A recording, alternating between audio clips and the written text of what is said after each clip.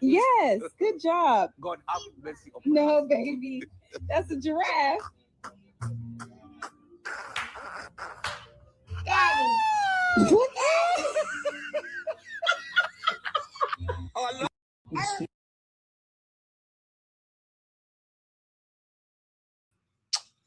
Good. Oh, that's a little better. That's a little that. There you go. Good evening, everybody. Welcome to Viewers Discretion. I am your host, Joe Newman, aka Good Lawgic. I hope you all had a phenomenal weekend as I came barreling home just to make sure that I could stream to you fine folks, because I told Lady Lawgic I got so many great stories I really want to talk about. I really want to break down. And I was like, I gotta get home. I gotta be streaming. I didn't stream Thursday night because it was my birthday, so I streamed during the day. I've been having with like it's like a caffeine withdrawal from like not streaming enough, and there's so much goodness that's come out over the last what 72 hours or so. So many interesting stories that I really wanted to share with you all. And in fact, I'm even going to let some folks settle on in here. There's because I was looking at my feed before I came live. Sometimes I like to like just share the news with you as to like what's going on, just like what's literally happening like right now. And I think it's a good thing to do, especially when I start late. When I start late at night, I think it's a good thing to do is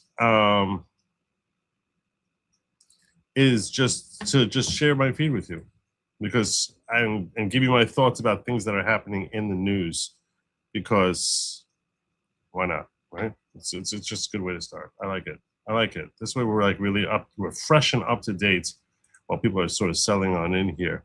So this is the very top of my feed here. I actually refreshed, and I wish I hadn't, because some of this stuff here, I don't want to talk about FIFA right now. This is Quantum Guard. Whatever they're sharing with you, this they come. They keep telling me I should follow him. 50,000 followers. I should follow. Whatever news you're getting from Quantum Guard is like at least 2 weeks old, more likely 2 months old, and I would not be shocked if it's 2 years old. Probably not 2 years old. That would actually surprise me a little bit. Most often 2 months old. And always breaking now. This is your classic engagement farmer. And every post I get from them has thousands of likes. This is shocking. That's only got 800. Oh, it's only an hour old. That's why. Yeah, this is an engagement. This is someone's got a dog farm or something. I don't know what's going on there. It's ridiculous. So I don't even bother looking at whatever they're saying. I should just block this schmuck.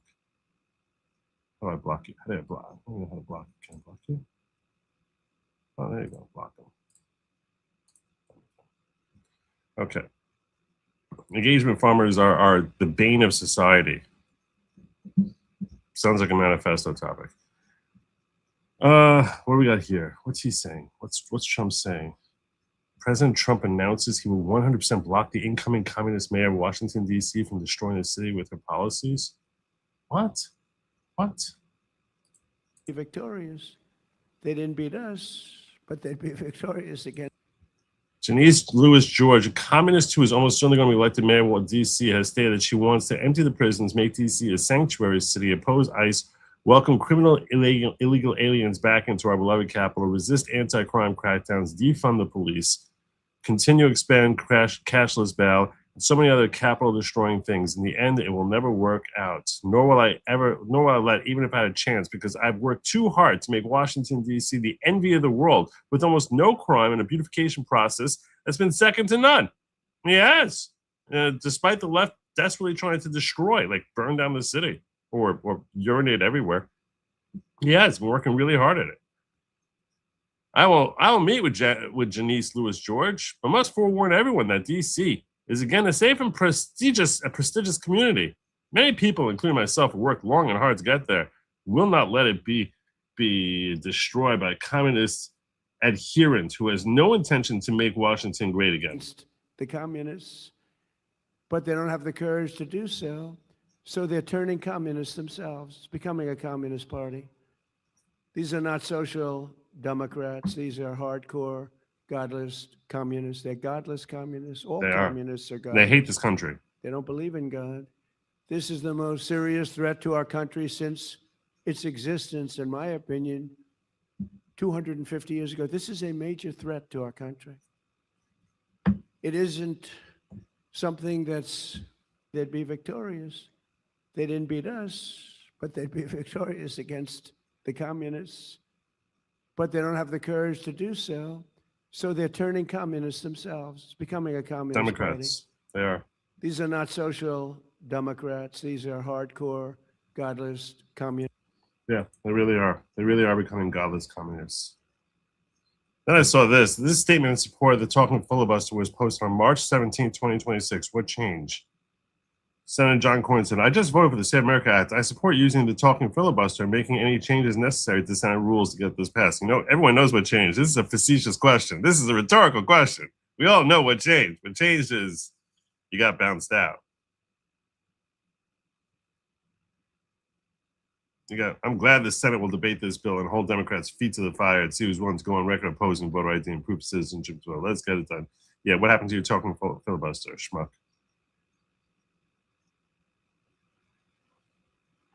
I do have a bunch of links on the. I do have a bunch of links with respect to the. With respect to the Save America Act that I plan on sharing with you. I should review the topics. We're like 6 minutes in. And I haven't told you what we're talking about tonight. So let's just review so you're all on the same page as to what we're covering. So first and foremost, Pete Buttigieg, whatever. Mayor Pete, Pistol Pete, whatever you call him. I don't like the name Pistol Pete. No, not with that guy. So, well, anyway, Mayor Pete claimed he was swatted and had his children taken away from him. And those claims are now coming, people are raising questions about the story that he told, which makes you question, is he another Jussie Smollett 2.0? Is he just making stuff up, trying to garner some attention for himself in yet another inevitably failed presidential bid? Who knows? Or some other basis to try and gin up his popularity. Whatever agenda he thinks he's got going on. Also, there was a scandal. The Denver City Council. We're going to be looking at that, how they got exposed, that they basically lied and probably exposed themselves to criminal exposure. The city council themselves. So I'm going to break that down for you, what potential charges lay out there. And finally, I also have John Thune is in trouble in his home state. He was actually potentially in trouble of being really embarrassed. And I'll tell you why I think that could potentially be significant. Very significant, actually. Very significant. So all that and more. And as people are settling on in here, I was going through my feed to share with you all some of the goodness that's been going on. And in fact, we can even start over here. I'm still looking at my feed over here because, like I said, so many good things. Scott Presler is officially planning a primary challenge. That's Senate Leader John Thune. If Save America does not take effect for the 2026 midterms, I promise to lead the charge to primary and defeat him in 2028. Scott is playing hardball. Here he is. Pressler, I am here outside of Senate Majority Leader Thune's Washington, D.C. office. And while we were filming a video, just had a beautiful family from Kansas come up and say, Scott, we must pass the Save America Act. And truly, I mean this in earnest. This is the single most important piece of legislation the American people want. It is country saving. And I've done my best to be diplomatic. I've done my best to reach across the aisle and work with members of Congress in order to pass legislation that 84% of Americans want. I'll ask you right now, I defy you to name a piece of legislation that happened in your lifetime that you think is more important than the Save America Act. I defy you. I defy you. I am sitting here, frankly. Well, let's face it, I'm sitting. But I'm sitting here in utter defiance of you, defying you to name one piece of legislation has happened in your lifetime that's more significant than the Save America Act? Defy it. Some of you might be from the 60s. Some of you might have been around in the 60s. You might think that some of the legislation that happened there was more important. If you do, you're probably wrong. Maybe not. I don't know. Maybe not. Maybe not. It got so bastardized. So much of it got so bastardized. Yeah. Here we are. And yet here we are in May of 2026. This is what he said in May. You see this? May of 2026. This is what I'm getting on June 28th. I got suckered again. I'm done with you. Give me stuff from May of 2026. I'm going through I hate these people. I hate these engagement farmers. I saw this before. Block these schmucks.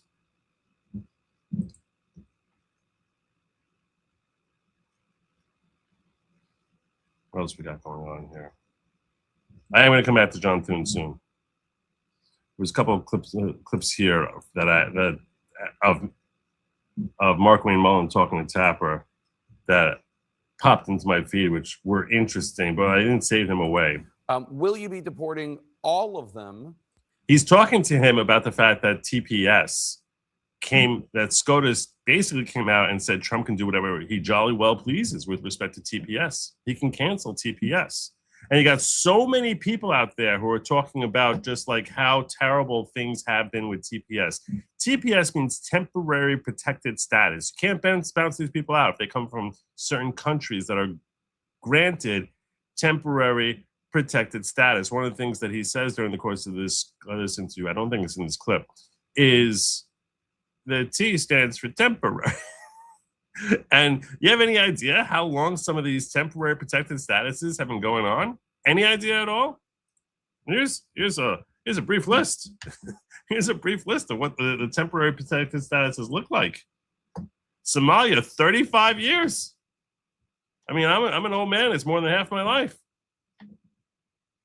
Sudan, 28 years. Honduras, 26 years. Nicaragua, 26 years. El Salvador, 24 years. Haiti, 16 years. South Sudan, 15 years.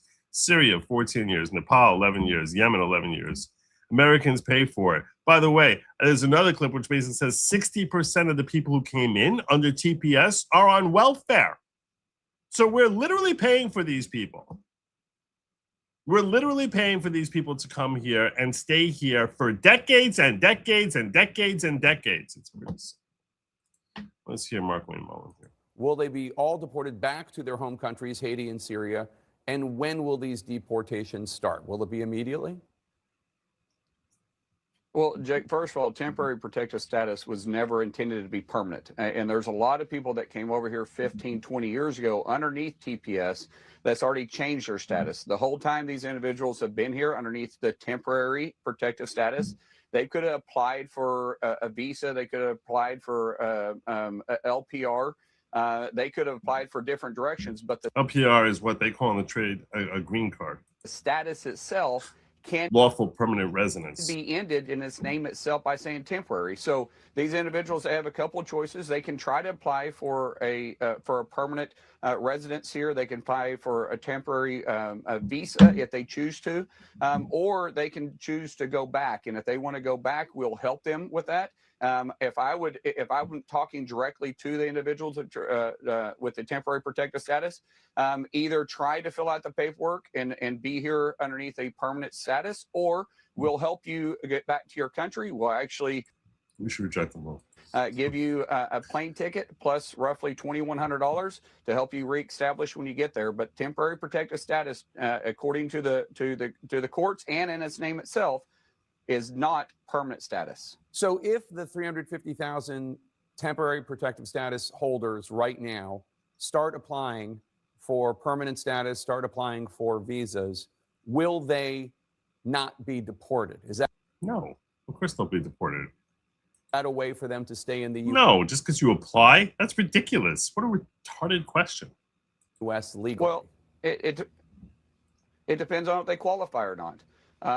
Underneath some visas, when you overstay your visa, when you have to go back to the country you came from. Underneath TPS, while it is still while it is still in order, you're able to apply for different status. Now, that doesn't mean that it's going to be accepted. There's a lot of things that take into consideration. First of all, have you been here and been charged with a felony, or do you have a criminal background? Do you have what about if you're living here on welfare for the last 3 decades? Pending charges against you? Those won't be accepted. You know, if you've been here and you've been living off the taxpayer dollars, meaning that you're thank part you, of, thank you, social programs. Yeah, those won't be accepted either. Thank you. If you've been here and you've had a full-time paying job, underneath some circumstances, those would apply, but you have to go through the regular steps that every other immigrant that wants to come to the country legally has to go through. So I can't say that everybody's going to be accepted,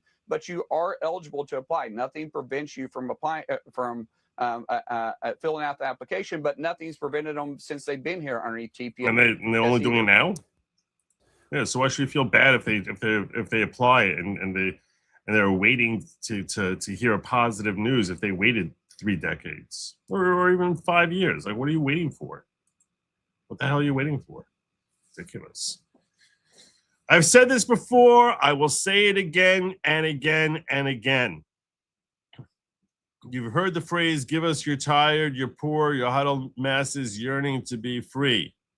This is not a policy. This has never been American policy. Never in our rich history, which is nearly 250 years now.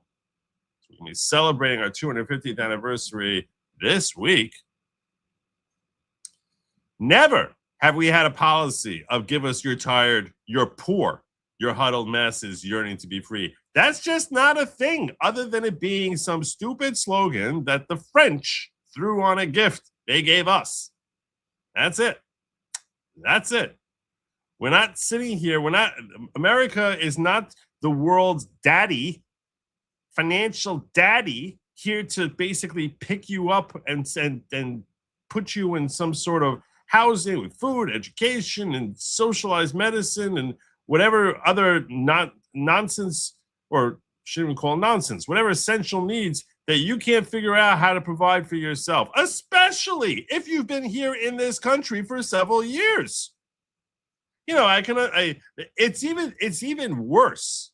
It's even worse. If you've been here several years and you still are struggling, then you're not cut out for America. America's not for you. It's not for you. I'm sorry. You know, I mean, by now you've been here several years, and what's it going to take? So no, I can't. And the left is so stupid about this, where they think that basically it's our ethical, moral, responsible, financial duty to basically take care of everyone else. They're not willing to pay themselves. They're not giving their own money, but for the rich Americans. They always say, let's take it from the billionaires. They take from the billionaires everything. They think that that's just gonna solve all the problems. Take it from the billionaires. Take it from the billionaires. Take it from the billionaires. It's like they think the billionaires are an unlimited swipe card. And while for one individual, being a billionaire is almost certainly an unlimited swipe card for pretty much anything you might fancy, that doesn't work when you're talking about millions, tens of millions of people needing their daily needs being met. It just doesn't work. The math ain't mathin'. It doesn't work. Even if it weren't utterly immoral to just bleed them dry, the way that the Democrats seem to crave. So, yeah. And I told you I was going to talk about the Save America Act. This is also still from my feed. Still from my feed here. We're teeing up the Save America app for a 4th time. Insane. Well, look, I trust the president to make good decisions about what he thinks he wants to accomplish in order to finish through and make sure we win the midterms. But, you know, I know the speaker feels very strongly about moving forward with the Save America Act. And no, I don't believe we ought to be moving forward on pieces of legislation that aren't that important to voters if we don't get this done. Now, there are things we can do. For example, we can pass the National Defense Authorization Act, like I said before, with the Save America Act passed. Let's keep sending that to the Senate. We can also be smart and do things like pass a version of H.R. 2, the strong border security bill we passed in the last Congress, send that to the Senate and tell them that they should codify the great work the president is doing to secure the border. If we don't do that, then one day when there's a Democrat president and we have another Biden Mayorkas, they'll just open the borders up again, and then you have Lake and Riley getting killed. No, you see, you solve that problem by basically taking all these visitors, these illegal visitors to our country, and basically saying we're not counting them for the census. That's the simplest answer. That's the answer we really need. We're not counting them for the census anymore. That's the easiest answer. You want to end illegal immigration, just don't count them for the census. That's it. We're not counting. Jocelyn Nungaray getting killed. We should stop that now by codifying it. These are the things the American people want to see us do. And by the way, we can campaign right now on all the great stuff we've done that Democrats have fought. We were the ones that made the tax cuts permanent. We're the ones that reduced fraud in Medicaid. We're the ones that saved $1.7 trillion. We're the ones that cut half of the Green New Scam subsidies back so we can get our energy prices down. We're the ones that funded ICE and Border Patrol when Democrats didn't want to do it. We have something we can campaign on. Let's keep fighting for voter integrity. Let's keep fighting for border security. Let's keep fighting to back up the president. And then let's go win in November. But let's not. Yeah. I'm not really sold on what you're giving me here.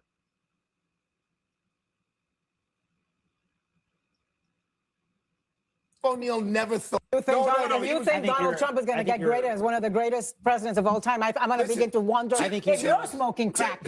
Chip O'Neill never thought Ronald Reagan would be rated one of the greatest presidents of all time. And they got along and they did wonderful things together. Love it or hate it, he is the most consequential political force in the modern era. He is the strongest party boss either party has ever seen.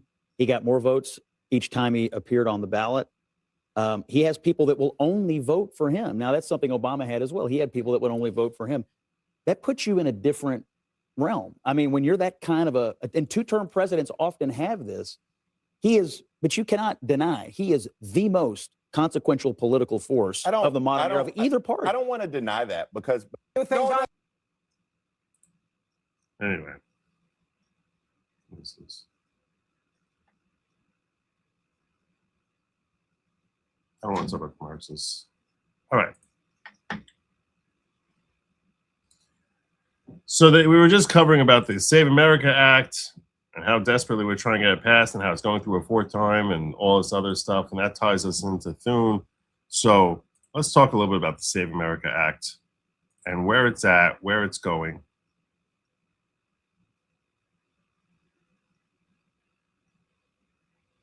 And why it's necessary.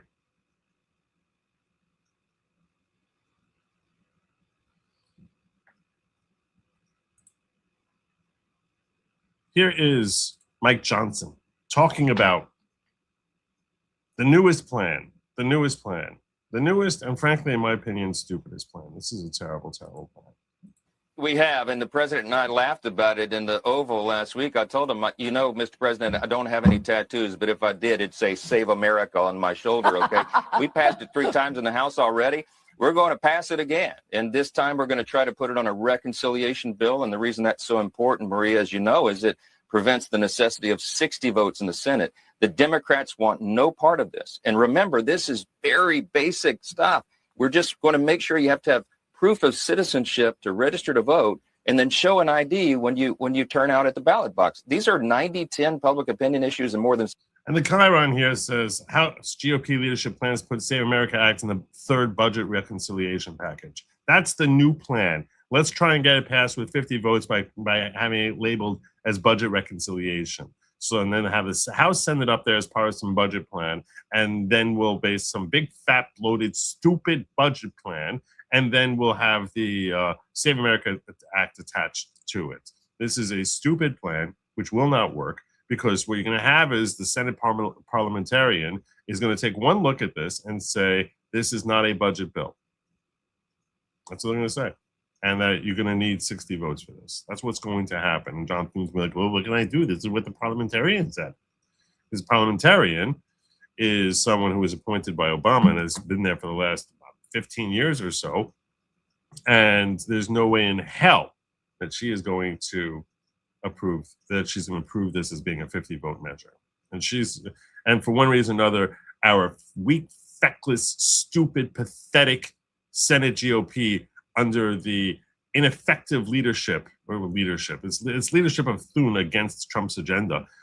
Under his leadership, it's basically been purposefully doing everything they can to stand in the way of this act. 70% of Democrats want to do it, but not the Democrats in the House and Senate.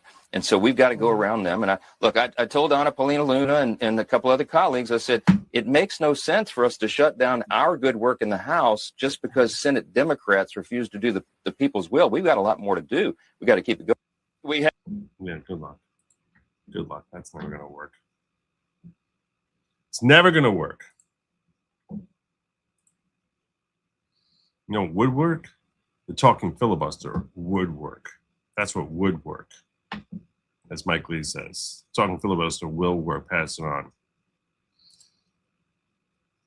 Quote tweeting the persistent Scott Presler saying, former Senate staffer with expertise in Senate rules said Senator Cornyn said to Senator Cornyn, the talking filibuster will work. Senators who refuse to do this to pass the America Act are the ones demoralizing their own base. This is Clint Brown. Says, sir, I have some expertise in Senate rules and precedent. In fact, at one time, you were one of a dozen senators who paid me for that. The talking filibuster will work. This is in response to John Cornyn sending out saying, I marvel at the keyboard warrior geniuses and grifters who are ignorant of Senate rules and precedents who have miraculously become experts in this arcane rules.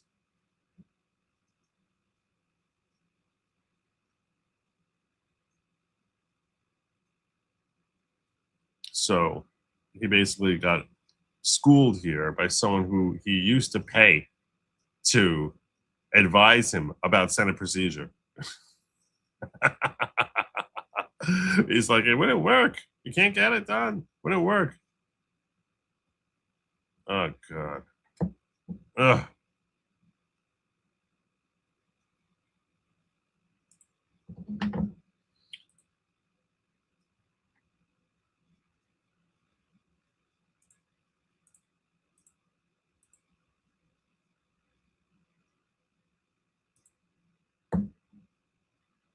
Let's talk a little bit more about Scott Presler. So he went to South Dakota because the GOP was meeting and trying to decide whether or not they should censure. They should censure John Thune for because he's a senator from South Dakota. And they're thinking about censuring him for his poor work with respect to Save America. When Scott Presler got there, the Sergeant at Arms tried keeping him out. And his name is Mark Brunner. Is that it? Matt Brunner. Matt Brunner is his name.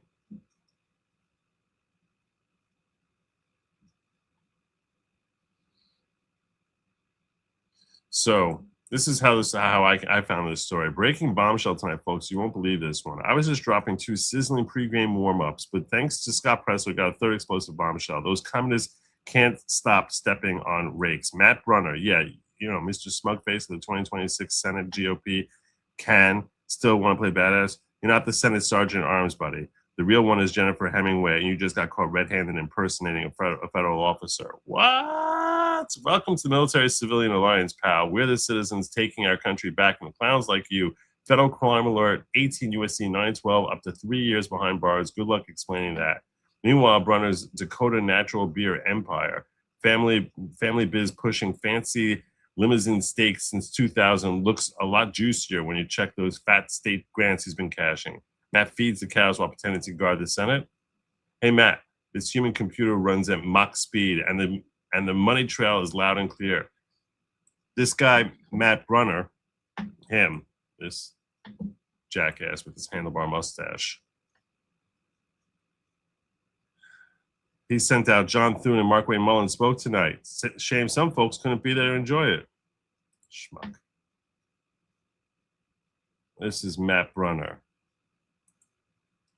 And the South Dakota GOP Sergeant at Arms was fired after denying Scott Presler entry. That's what ended up happening to him. Good riddance to the POS. Party chairman issues public apology. Quote, I want to personally apologize for how things were handled tonight at the South Dakota GOP convention. Matt Brunner has been relieved of his duties as one of our Sergeant at Arms. A peaceful FAFO strikes again. Scott Presler is out there doing the hard work, turning red states redder. The GOP better get the message. No more gatekeeping, real conservatives and grassroots warriors. Time for unity and winning, not stupid power plays. Respect to Presler for staying on mission. The base is watching. This is Matt Bruner, as we just saw. Schmuck.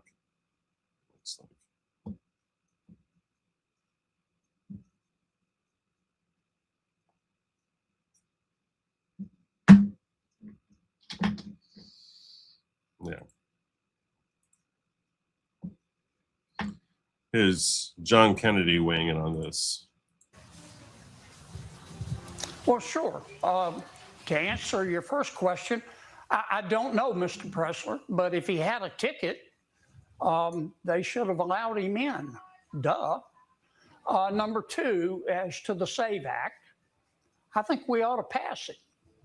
The SAVE Act, to me, I'm a co-sponsor. It means two things. It means that to vote in America, you have to prove you are who you say you are to be able to vote. You have to have an ID at the polls, and you have to be an American citizen. And number two, it means that we ought to go back to having an election day, not an election month.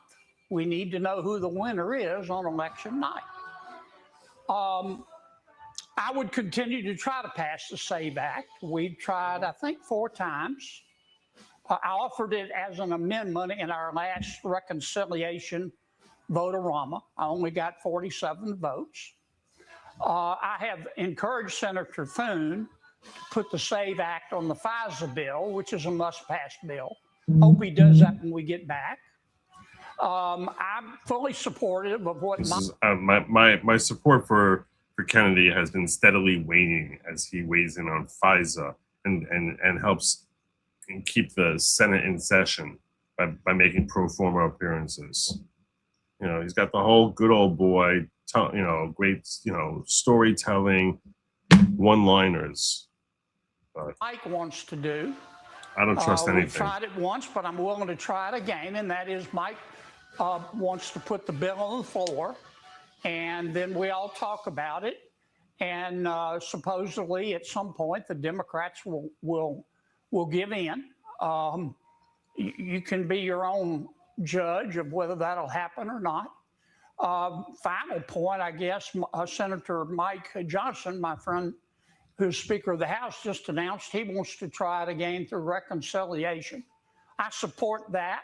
I think that I think it's possible if we get some really big legal brains to draft it so that all or a substantial portion of it could pass the Byrd test. The Byrd test is whether or not the bill is substantially about finances, in which case you can get a simple majority to invoke cloture. So that's the Byrd test. But you have a parliamentarian there. In other words, to knock it down from 60 votes to 50 votes. The parliamentarian there who's never going to go for it, no matter how you structure it. And stupid John Thune is going to go with whatever the parliamentarian says because she's helping provide cover, because I don't think he wants this thing to pass. I do not believe for a second that he wants it to pass. And that's perhaps why he is on the road towards being censured. Not perhaps, that is why he's on the road towards being censured by his own state. His own state has come forward to censure John Thune. 1, 2, the censure. Major breaking: South Dakota GOP committee has unanimously voted to censure Senator John Thune. His home state is fed up. The resolution will now head to a floor vote for the South Dakota Republican Party, which I would imagine is likely to pass. The people in Thune's home state are sick of him over the stalled Save America Act and are raising serious questions about Thune's future ahead of 2028. He's not going to survive the primary. Of Senator Thune with a second. All those in favor, please signify by saying aye. Aye. Opposed? No. This motion carries.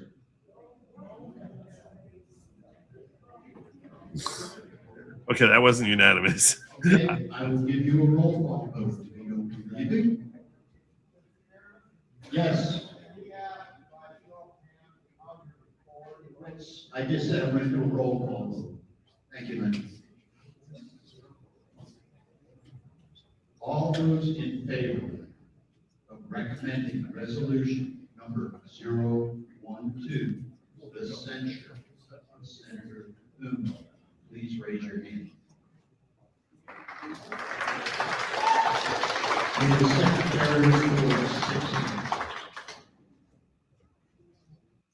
Well, there you go. They raise their hands in the front.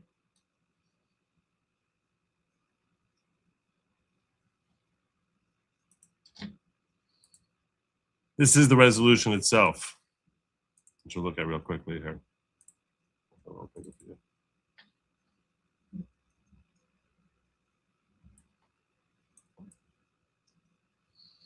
South Dakota Republican Party Convention Resolution Submission. Title resolution, a resolution rebuking Senator John Thune for his performance as U.S. Senate Majority Leader and censuring him until the Save America Act becomes law. The Save America Act languishes in Congress, in spite of its overwhelming national support and importance for national security. While there are many ways in which John Thune's performance as Senate Majority Leader have been found wanting, his failure in regards to the Save America Act is his most glaring and cannot be ignored. It is for this reason that we, the elected representatives of the South Dakota Republican Party, find it regretfully necessary to censure South Dakota Senator and U.S. Senate Majority Leader John Randolph Thune until such time as the Save America Act is officially signed into law. Whereas an overwhelming majority of citizens, not just from South Dakota, but the entire United States of America, support the passage of the Save America Act. Whereas the state government of South Dakota has passed its own version of the Save America Act. Whereas the necessity of the Save America Act has been demonstrated by rampant election fraud across the entire nation, most blatantly, but by no means limited to California. Whereas the failure to pass the Save America Act threatens election integrity across the United States. Whereas the failure to pass the Save America Act undermines U.S. citizens' trust in the electoral process. Whereas South Dakota voted for Donald Trump as its choice of president, no less, should be no fewer, but we'll read it as they wrote, no fewer than, no less than 3 times. Whereas it is recognized. You use, by the way, in case you want to know, when do you use less, when do you use fewer? You use fewer when it's something you can count. You use less when it's something that cannot be counted. So when you talk about something happening at least 3 times, you say no fewer than 3 times, no less. Whereas it is recognized that as a U.S. Senate Majority, you see, you learn something new every day. You learn something new. That's why you come here. It's not just for the jokes. Whereas U.S. Senate Majority Leader John Thune has repeatedly been at odds with President Donald Trump. Whereas U.S. Senate Majority Leader John Thune continues his refusal to act in accordance with the will of American citizens through his failure to lead the passage of the Save America Act, whereas U.S. Senate Majority Leader John Thune continues to ignore blatant widespread of election law. Whereas U.S. Senate Majority Leader John Thune has wantonly and repeatedly acted as a roadblock to President Donald Trump and the America First agenda, squandering the opportunity presented by Republican control of the U.S. House, U.S. Senate, and the presidency. Whereas failure to pass the Save America Act is the most glaring and inexcusable example, whereas South Dakota Senator John Thune's behavior inhibits South Dakota from taking pride in the fact that he is U.S. Senate Majority Leader. Therefore, let it be resolved that the South Dakota Republican Party officially censures South Dakota Senator and U.S. Senate Majority Leader John Randolph Thune until such time as the Save America Act is passed by the U.S. Senate and officially signed into law by President Donald J. Trump. In adopting this resolution, the South Dakota Republican Party makes it abundantly and unquestionably clear that South Dakota Senator and U.S. Senate Majority Leader John Thune's failure in regards to the Save America Act is unacceptable. As such, the South Dakota Republican Party regretfully finds it necessary to issue an official censure Senator Thune to be withdrawn only at such time as Senator Thune oversees the Save America Act being passed into law by passage to the U.S. Senate and then being officially signed into law by President Trump. Yeah, the reason this is significant, potentially significant, is because it makes the road to having him get hoisted out of the Senate in 2028 when he's up for re-election, that he makes that path all the clearer. It basically is a reminder to Senator John Thune that your days are numbered. You are going to be bounced out of the Senate in 2028 unless you get this thing passed. That your own people, this is not just like, folks on X. This is not folks on Facebook. This is not some CNN poll. This is your own state Republican Party weighing in and saying, we are done with you. We are sick of you. And that the one thing that makes us so uniquely sick of you, John Thune, is your complete and utter failure with respect to the Save America Act. So maybe this wakes him up. Maybe that he's like, my career is over. I've been saying his career is over if he doesn't get this thing passed.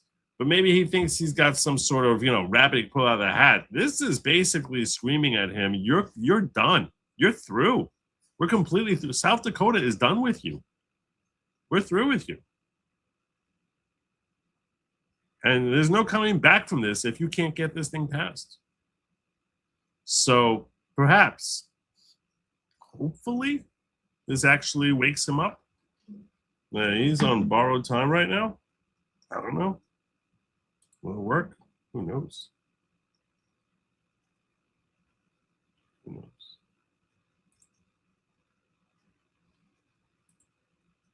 So, the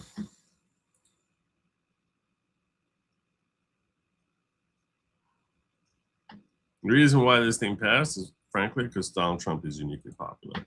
And he is. He's uniquely popular. That, and so is this bill. But he is uniquely popular, as Harry Enton is excitedly telling John Berman here. Uniquely popular. Republicans love Donald Trump more than any president's own party supporters loved him at this particular point. Just take a look here. Okay, own party supporters, 21st century presidents, own party approval, about at this point in the second term. Bush was at 77%. Obama. Understand this. When Bush was at 77%, this is when we still were all in support of shock and awe. It wasn't shock and awe, was it? The second time too? We were all in support of the Iraq War a couple of years into his second term. A year and a half into his second term, we were all in support of it at that point in time. And that was going, as far as we knew, to be a swimming success. And he's still in his own, amongst the GOP, was only at 77%. Was at 77%. Look at this. 86% of Republicans approve of the job that Donald Trump is doing at this point. That is higher than either Obama or Bush had within their own party at this point. Trump's magic touch has not seen a war off yet when it comes to the Republican base. And what kind of approval are we talking about? And it's funny because we keep hearing how MAGA is dead, MAGA is dead, MAGA is dead, MAGA is dead, MAGA is dead, MAGA is dead, MAGA is dead. It doesn't seem like it's very dead to me. I don't know. Maybe it's just me. I see polls like this. I'm like, it doesn't feel very dead.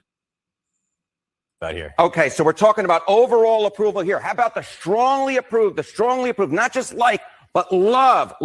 Okay, we're going to look at these same presidents again. Strong approval among your own party's base. What you see here is Trump is the only one who gets a majority at this point in their presidency. Obama was at 48%. Bush was at 47%. You see here Trump at 53%, not as high as overall approval rating, but still getting a majority of the Republican base, at least in the average of polls, to say that they still really, really, really like him. Okay.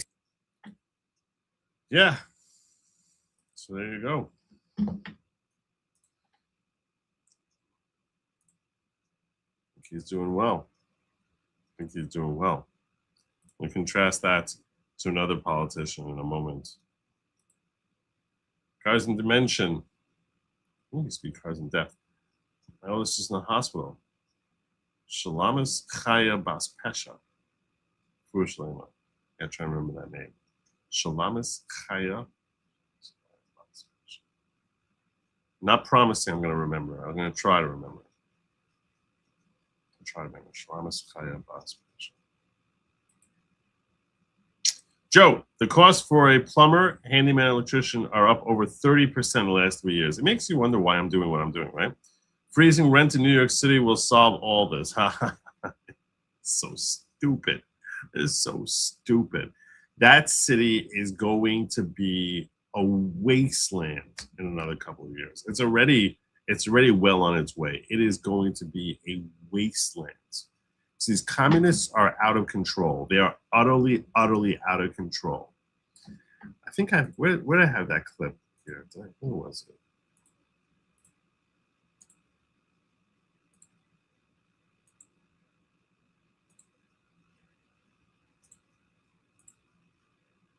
Yeah, here it is.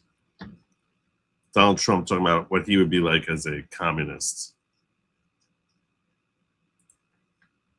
This is pretty funny. It's pretty funny.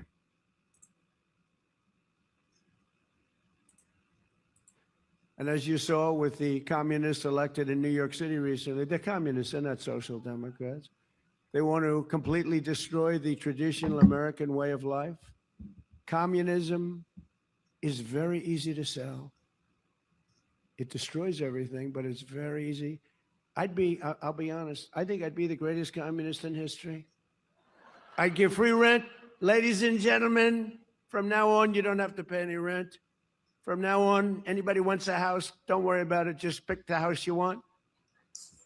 Everybody gets free food. Everything is free from this point forward. Everyone's going to vote for me. The problem is, after 2 or 3 years, the country is a disaster area. The country fails. They always do. It always does. So easy to sell. That first year, boy, you're the most popular. It's happening right now in New York and California. But you'll start living in squalor. You'll live in squalor. There will be no food. There will be no housing. There will be no military. There will be no law and order. There will be no nothing. There will be no nothing. You'll be a third world inhabitant in every way, and everyone will suffer or die. You'll suffer or die. That's what happens. For thousands of years, it's been happening by different names. It's true. Thousands of years. I'm telling you, I'd be the greatest communist in history. It would be so easy. You wouldn't have to work. You could stay home. The problem is a couple of years go by, the whole place collapses. Always does. Always has. So there's Trump laying it all down. If only it would have been a much easier sell for him. I think he does fine the way he is. I don't think he needs to go that route. You want to see one guy who's not doing fine, a communist who's not doing fine, and he hasn't even taken office yet. He hasn't even won his election yet. He won a primary. This guy over here, what's his first name? Wiener. I forgot his first name. One of you is gonna know. One of you will know. From San Francisco, he won the primary to replace Nancy Pelosi. And this is him in San Francisco on Pride weekend.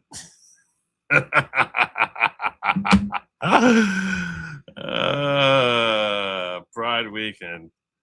Look at this guy. Looks like Frankenstein. Scott? Tell me, Scott Wiener. Wasn't that the other guy also Scott Wiener? Wasn't that the other guy? The creepy guy? Wasn't that also Scott Wiener? Different Scott Wiener? I don't know. The Wiener who had the filthy laptop with all the weird images on it. Wasn't that also a Scott Wiener? Check this guy out.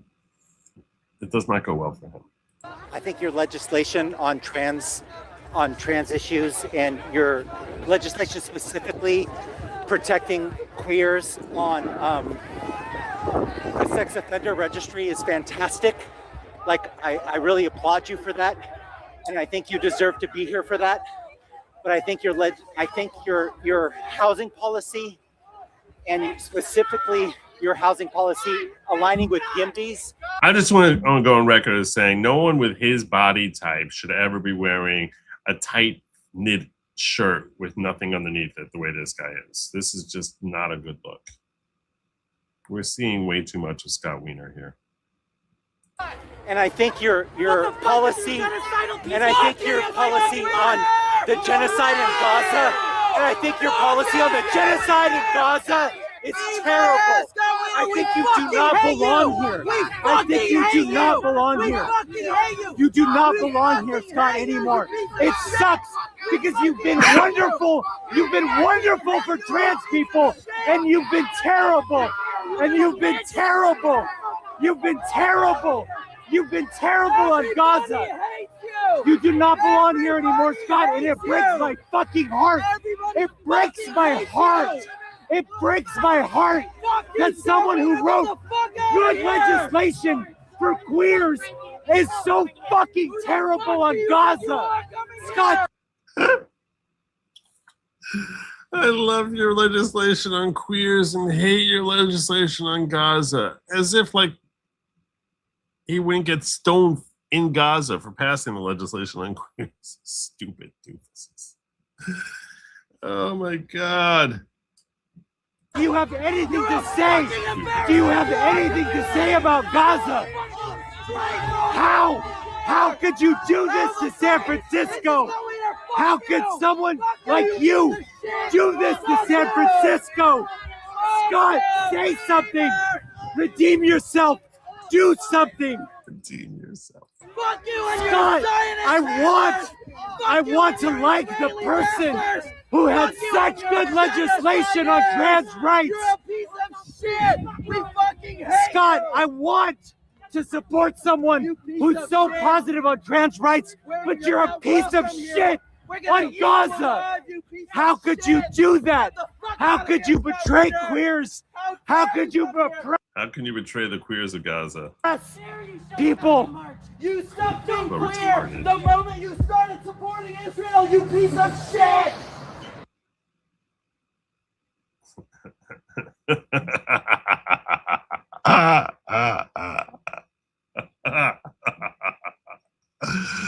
Oh my God. How does any normal person live in this society in San Francisco? I don't even understand it. How does any normal person live there? Maybe one of you can explain it to me, because it's just baffling to me. How does anyone do it? Maybe no one does. It's unbelievable. It's really, really unbelievable. It's funny. It's funny, but it's pretty unbelievable.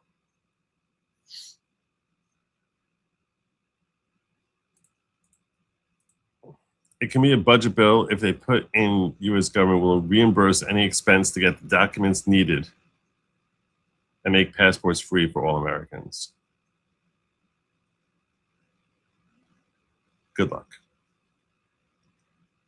It's not going to happen. I'll tell you right now. I don't think it's going to. I don't think it's going to work. I don't think this will work. I don't think this will work. I hope I'm wrong. I hope you're right. I hope you're right. I really hope you're right. I really hope you're right. I think the parliamentarian's still going to say, no matter how you frame it, no matter what you do, no matter what spending you do on it, I don't think it's going to work.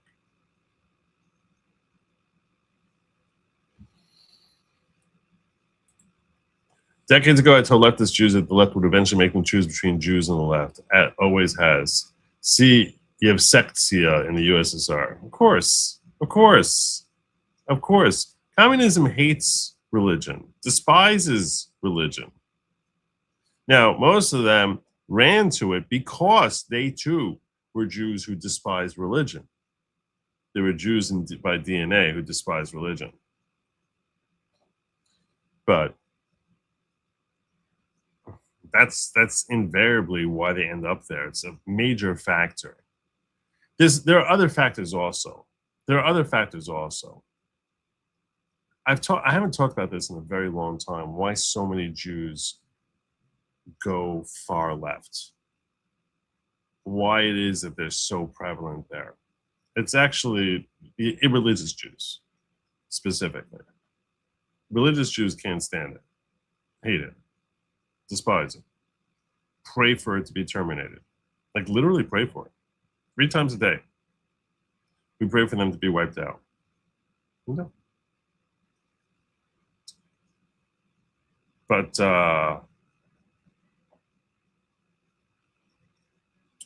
yeah, the irreligious Jews, the ones who wish they weren't Jewish, the ones who can't, look at themselves in the mirror and wish that they had been born with different DNA. Those, the ones who hate Torah and resent that they actually have to hear people passing judgment on them. And not all irreligious Jews, not all. The ones who have hang-ups about their Judaism, they tend to be part of their DNAs. They tend to be intelligent. America rewards hardworking people who are intelligent because the American system has worked really well. But basically, the promise of communism was you become part of the state and you can basically be washed away, and you're not recognized by your race. You're just part of the state. And they look at it, they tend to be financially successful. I mean, the ones you heard of certainly have been incredibly financially successful. Well, whatever you can say about the evils of George Soros and how he stole his money, literally stole his money from Holocaust victims. And then, but he did well with what he had from there. He did well with that. Now, almost assuredly in crooked ways. I don't know, but I'm just saying, almost assuredly in crooked ways, because look where he got his start from. But he's far from the only one. If you have success, and you have a lot of money, you feel a certain emptiness from that money. That's not rewarding. It's not a reward unto itself. You don't feel it. You end up not feeling accomplished 10 minutes after you get used to having that money. So you're looking for ways to sort of fill that void you have in your life. And the way you do that is you feel like, let me try and find a cause I can stand up for. So that's why they end up going towards the left. So they feel a certain emptiness with who they are. Now, a healthy person would fill that emptiness with God, irrespective of what religion they were. Whether they were like Jewish, Christian, Muslim, a healthy mindset would be fill it with God, appreciation for God, for all the blessings that they've had, all the gifts that they've had. These are people who have no interest in creating a relationship with God. And if you have no interest in creating a relationship with God and you feel a certain emptiness, so you feel an emptiness with who you are as a person, especially if you're second or third generation wealth. So you haven't even earned the wealth yourself. It was gifted to you. You start to really, really hate yourself.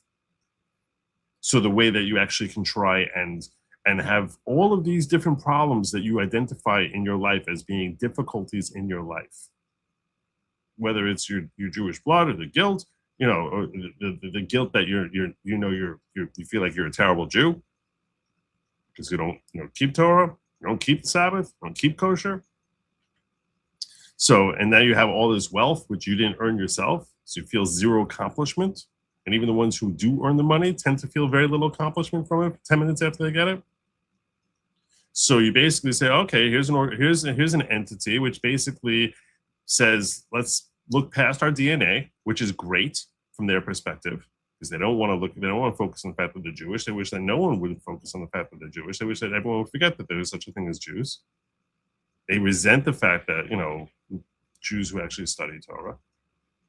And so communism is great in that respect. It makes them feel like they're being noble and that they're helping the weaker parts of society, whatever minority or cause du jour that they have. So they feel as if, oh, I'm one of the good ones. The other people are not as good as me. I'm one of the good ones.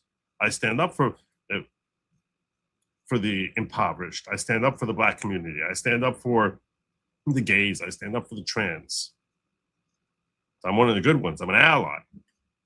I'm much better than you, which is the thing they're desperate to find. For all these reasons, this is why an irreligious Jew, especially one who is affluent, is likely to find themselves very drawn towards leftism and communism. And it's a shame, because that void would be filled far more fully if they actually developed a relationship with God. They feel like that's too taxing, too burdensome, too difficult for them. It's not, but that's what they've been sold. That's what they swallowed. It's a shame. Someone in San Francisco sure could use Dale Carnegie in my house. Probably need to learn how to win friends and influence people. You probably need some work on that, almost assuredly. If you could please hit like and subscribe, by the way, while you're here. I do give you content you probably need. So if you're still here for it, it means you probably like it. So you reflect that by just hitting that little thumbs up button. It works whether you're watching me on Rumble or YouTube or Facebook. I do stream to Facebook also. You were like, really? No, I do. I'm streaming right now.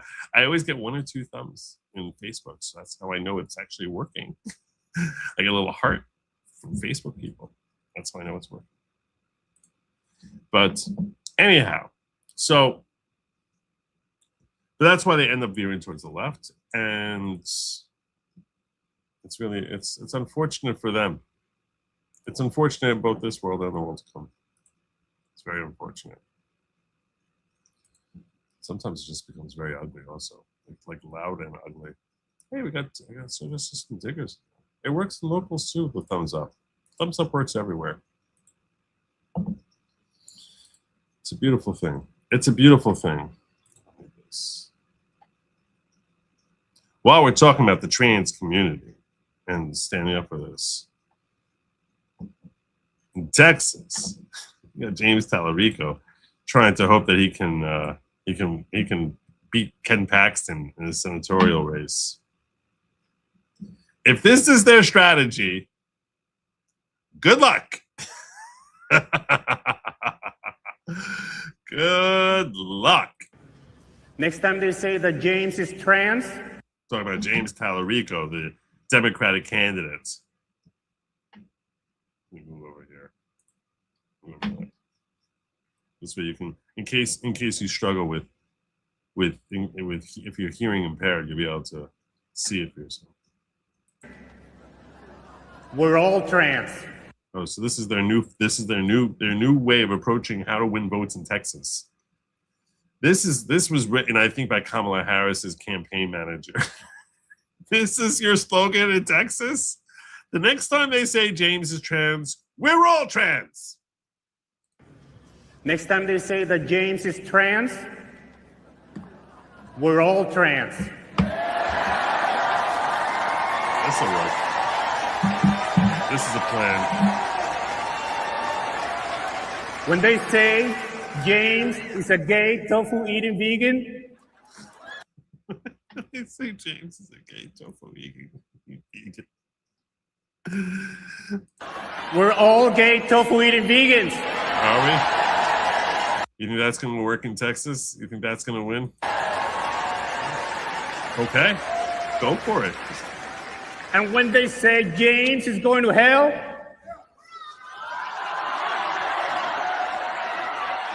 we'll say we're all going to hell. This is certainly true.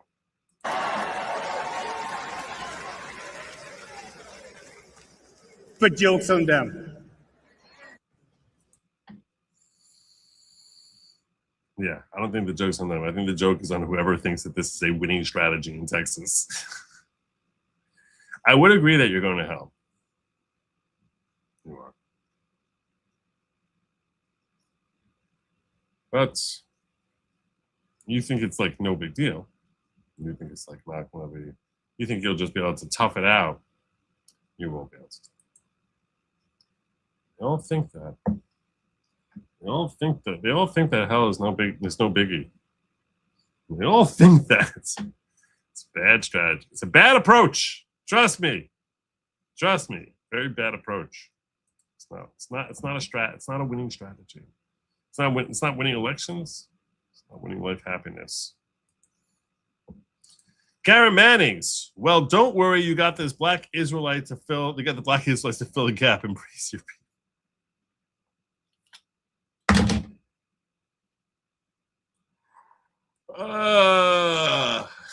The black Israelites. Oh my God. The funniest thing is, to me, I laugh when I see black Israelites. I do. Not Falasha. They're actually black people who are Jewish. The black Israelites, those people make me laugh. I saw this this Ortho Jew who was being harassed by some black guy saying that we're the real Jews. And he's like, good, do it. Do it. Keep kosher. Do it. Don't work on the Sabbath. Show us. Show us, black Israelite. It's a great response. Do it. Joe is 1 year older than the last time I watched this show. It's been too long since I've been here. I feel older. Do I look older? We went back up to the mountains. We went back up to the mountains, and for the weekend. So it's the same people we see. It's like a colony. So it's like the same 40 families. And this guy who hasn't seen me in like 10 months, he's like, oh, wow, I see a little bit more salt in that pepper. And he starts scruffing my beard. See a little more salt in that pepper this year. I'm like, shut up. I didn't say that. I was like, it's nice to see you. So, am I looking older? Eventually, it's probably going to happen. The chances are very high that will continue to happen. God willing, just be so fortunate. Daniel Strang says, I have a right-leaning libertarian coworker who keeps ranting about Jews, MAGA, and Zog. What's Zog? What is Zog? What is Zog? To me, critical theory, cultural Marxism is the crux of evil in the modern world, but he blames Jews for both. Of course. Of course. I hope he blames us for MAGA, too. What is Zog?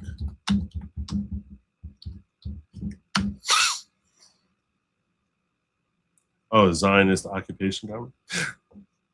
That we're occupying this country? Not we, the Zionists. Sorry. They always pretend saying that it's like, it's not Jews, it's Zionists, but we also really don't like this. But then they forget and they mention that they throw in the Jews. They go back and forth there. Not really the bumpiest brains in the bunch. Kind of smooth. Well, I got more stories to cover.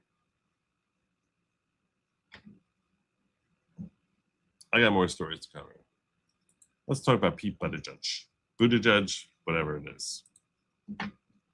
Let's talk about him, because words have to happen about him. But before I get there, Uzana says, Joe, if I win on the 30th, I'm buying you and Lady Lawgic a place in Boca Raton so you can be in a warm and sane place to get away from the nut jobs in the Northeast. Well, thank you. What's on the 30th? Is there some sort of... Lady Lawgic looks very happy. Good luck. If I win on the 30th, I'm going to hold you to it. Buying you and Lady Lawgic a place in Boca Raton. I assume this means some lottery, right?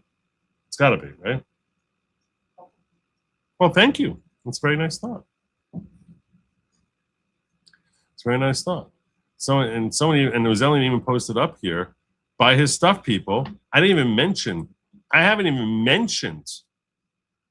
if you can believe it, I haven't even mentioned that I have merch. If you haven't been here in a couple of days, I do have merch now.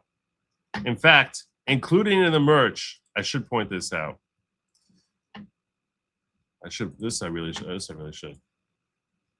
The official Good Lawgic merch. And we have a new edition in the merch. And another one coming very, very soon. I approved it today for $250. $250. But in the merch, which you can find, I'm going to put the link. I'm going to pin the link in the YouTube chat. I'm going to pin the link in the. This is me pinning it. In case you wonder what I'm doing right now. So I'm putting the link here. It's also in the description. The new thing that we have in our merch store is an official Good Lawgic NYPD hat with a little Good Lawgic on the back there. Yeah. Yeah.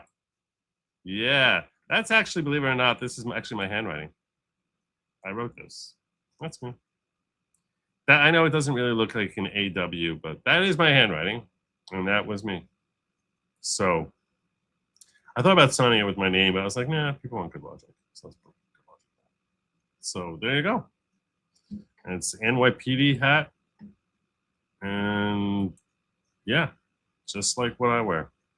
Although mine doesn't have a Good Lawgic on it, but I'm going to get one of these, I think. I'm going to get one of these. I should. Official Good Lawgic NYPD hat. So you can check that out. I urge you to check that out if you want to, you know, I think when you're watching the show, it should be something like, you know, 1 or 2 people besides me. It shouldn't just be me. So yeah, same NYPD hat I have, but this one actually has a little Good Lawgic signature in the back. I happen to like my signature on this. I think this came out pretty well. Anyway, so, but it might be interested in other stuff. We have other stuff there in the shop. Check the link, click the link, find it, and hopefully you'll be pleased. Hopefully you will be pleased. Someone who was not pleased this weekend was Pete Buttigieg. At least he claimed not to be pleased when he claimed he was targeted in a false report. He says he was swatted. That's what Pete Buttigieg says, that he was swatted. Former Transportation Secretary Pete Buttigieg said Friday that he was briefly separated from his 4-year-old twin children after an anonymous caller reported false accusations to CPS.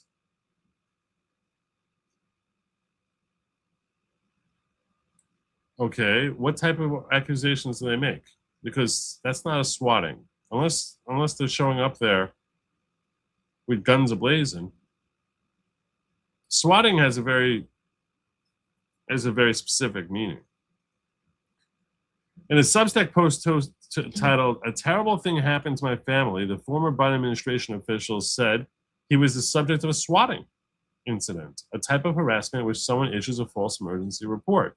Normally, when people talk about swatting, what they're basically saying is, and this is a terrible thing to do, whether you're doing it to someone from the left or the right, I definitely do not support anyone ever doing something like this because it's evil and it's dangerous and it could lead, it should come with attempted murder charges because accidents happen in this type of high pressure situation where cops come in with their guns pulled.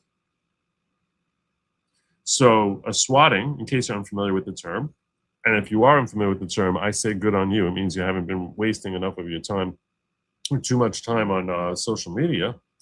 The term swatting is a reference to when someone calls in to 911 that's in such a location or such a person at such a location is holding people against their will.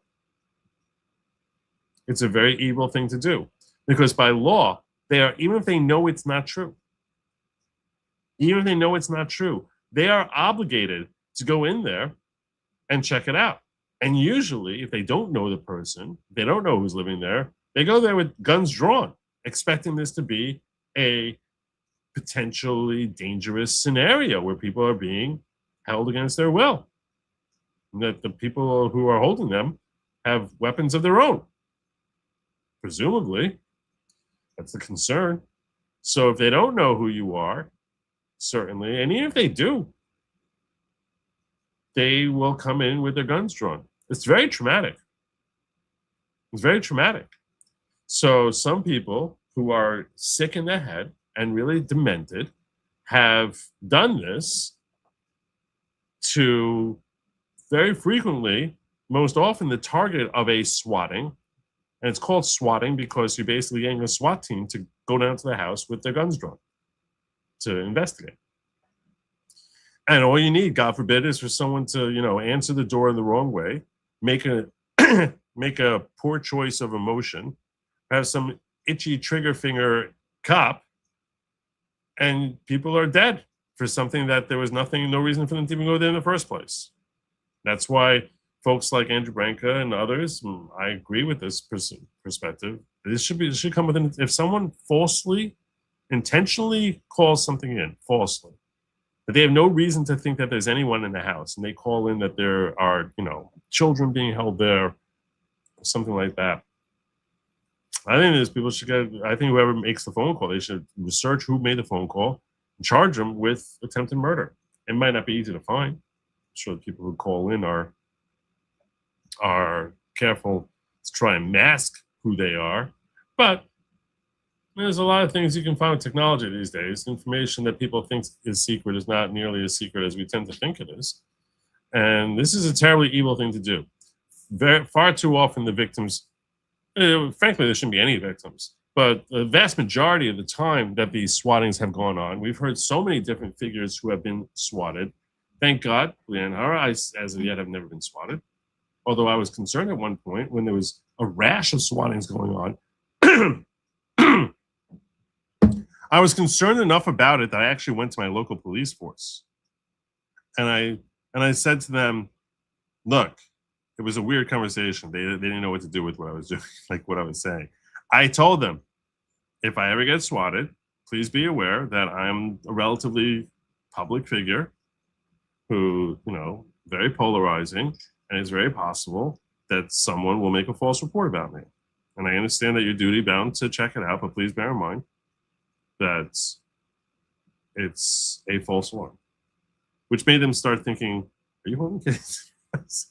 I was like, I have young children in my house. This was a few years ago, and I'd be terrified that I don't want to see. If you need to come check it out, I'll let you come in and look around and do whatever. God forbid if there's a report, But please be aware that, I don't want any nervous, itchy trigger finger people coming into my house because someone files a false report. It was a very weird conversation. They said, we can't really make a note of this. They said, we can't really do anything for you. If it happens, it happens, and we're sorry about that. So anyway, got a few friends on the force as a result of that, though. Not like buddies who have, we call each other, but they seem to like, they were looking at my content, they seemed to like what they were seeing. Anyway, bottom line is that, so he says he was swatted. That's what he says. A lot of people have been swatted. Like I said, many of them from the right. Let's just finish up with him and we'll look at some other people who have been swatted. Buttigieg wrote that he was separated from his children for 24 hours. That's a long time. While CPS conducted forensic interviews. The former secretary called this time period among the darkest hours of my life. The Democrats said that a CPS worker and police officer showed up at his house in Traverse City, Michigan, after an anonymous caller claimed that he had spoken with a woman whom Buttigieg had personally told at a conference that he had committed unspeakable violent crimes.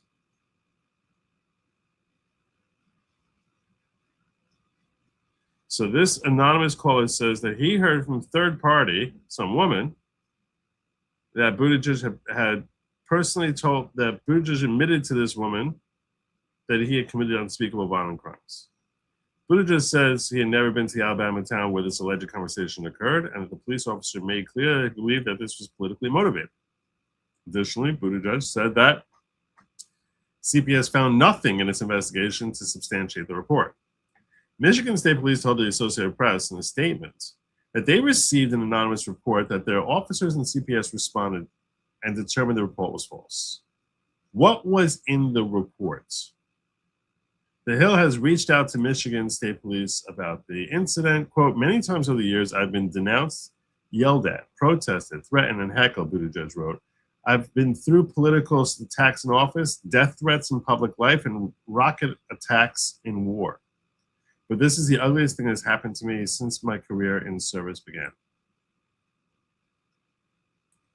Buttigieg, who's gay and married to a man, noted that the timing of the threat shortly after Father's Day and during Pride Month. Quote, we're used to nasty, hateful, and sometimes violent things being said about us and even about our family, he wrote, but this is the first time someone managed to invade our lives like this and drag our children into it. More broadly, the former secretary pointed to an increased incidence and reports of political violence and threats in recent years. An April report from the Princeton School of Public and International Affairs found a serious escalation in risk environment for political violence in 2025. Yeah, that's against the right. That's not against the left. Additionally, U.S. Capitol Police said they don't break it down that way. They just say, "Oh yeah, political violence." That's it. And this report about Buttigieg, as if the Democrats are not the ones rousing this up. What's the hell for you? Additionally, U.S. Capitol Police earlier this year said the number of threats an agency investigated jumped by nearly 60% in 2025. Invariably, threats, claims against the right, false claims against the right. Everyone knows politics is ugly, but these days, Buttigieg wrote, it's always been ugly, but now it feels more and more like blood sports. Cruelty, lies, and even deadly violence have been directed at political figures across the ideological spectrum, he continued. Generally, everyone agrees that it has to stop, even as our country and public figures get all too used to it. So this was the report. This was the report.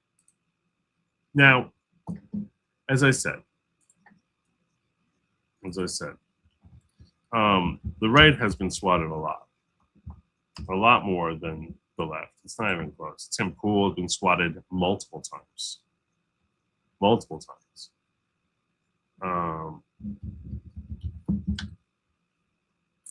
And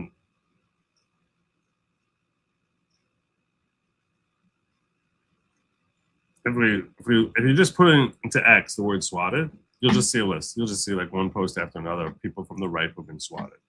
I'll give you, for instance, here you go, a swatted search. Matt Van Swole. This guy's got like what, 500,000 followers? Sorry this happened to you. No one should be targeted with swatting. On another note, when someone swatted me and my family last year and a dozen other conservatives like Nick Sorter, Grage Jansen, Dustin Grage, Kat Turd, Gunther Edelman, not a single Democrat said a word about it. So where the hell were you then?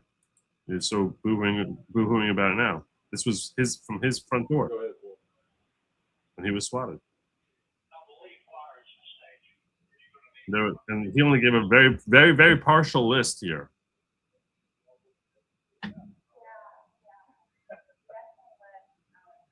Just imagine a bunch of police cars and cops coming to your house.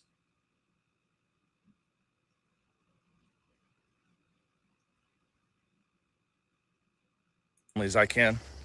So I clicked on your link. People.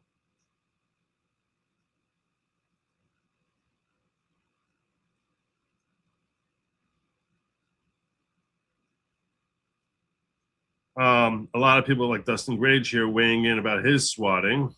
That's why when I saw this guy, I was like, I don't even know who this guy is. He's got 144,000. He's from Town Hall. Okay, his comments Town Hall. He got swatted. I was like, they're really coming after people who are not that much bigger than me. So I was a little nervous. But now the left is weighing in. Now that it supposedly happened to Pete Buttigieg, and we're going to look at the reasons that people have questions about this. Katie Faust, Geraldo Rivera, all weighing in about this swatting.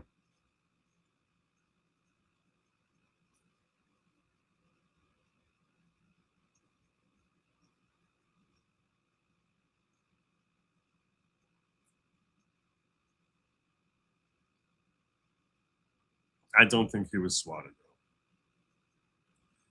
And we will look at this article here. And all the reasons to question whether he was swatted. Because some of the stuff he's saying in this story, and if he was swatted, I don't know that it's false, but if he was swatted, it's a terribly evil thing. But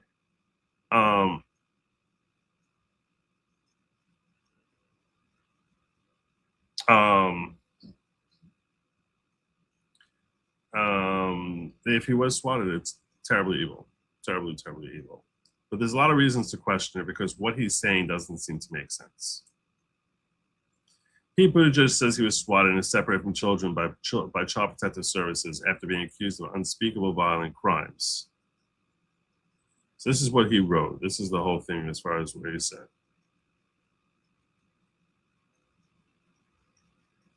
Get a little bit more on this story. You probably heard of swatting. It's a cruel and dangerous kind of hoax that has started happening more frequently in recent years. Someone anonymously calls 911 with a false report of imminent danger, such as a hostage situation at the home of a public figure. Law enforcement swarms the house, guns drawn, terrifying the unsuspecting homeowner and family, and sometimes even leading to deaths or injuries in the confusion. It's happened to dozens of lawmakers, judges, celebrities, and others. Yeah. And when does it happen to the left? I mean, when does that? Because it always seems to happen to the right. When I was in the cabinet, someone attempted to do this to our home, but fortunately the hoax was quickly detected. It's become enough of a problem that the FBI now has a dedicated database to track such incidents. Well, that's good. Now, they weren't doing that under the Biden administration. Now imagine the same, I can't imagine. Now imagine the same concept, but with Child Protective Services instead of a SWAT team. Well, why is CPS coming? Why is CPS coming? I hadn't thought of that? Me neither, until a few days ago when a police officer and a CPS worker showed up at our home and politely asked to speak with me. That doesn't sound like guns drawn. That's not swatting. The whole point of swatting, part of what makes it so terrifying, is that it's the guns are drawn. I showed them in, invited them on the deck so that we could hear each other. He didn't say, if guns were drawn, I would imagine he would have said guns drawn. He didn't say that. So he calls it a swatting, which means guns drawn, but then doesn't really describe an actual swatting type of scenario. Instead, he's like, this is a different kind of swatting. So I'm calling this a swatting. It's a different kind of swatting. I showed them in, invited them on the deck so that we can hear each other over the barking dog and ask what was going on. They explained there had been an allegation against me that had concerned our 4-year-old twins. What was the allegation? And that a forensic interview had been arranged for the children the following day. I could not be present at the children's interview, nor could any family members sit in. Afterwards, they would come back and interview me, and only then would they tell me anything about the nature of the allegation. Now, by the way, we can have a conversation, and perhaps we should have a conversation about whether or not a gay couple should be able to adopt children. Perhaps we should have that conversation tonight, seeing as how this is, to me, a very interesting topic. And I'd love your feedback on this as to whether you think a gay couple should be allowed to adopt children. I can think of a bunch of pros. I can think of a bunch of cons. But I'd like to hear your thoughts on it. I should probably put this up. In fact, I'm going to even put this up as a poll. I am going to put this up as a poll.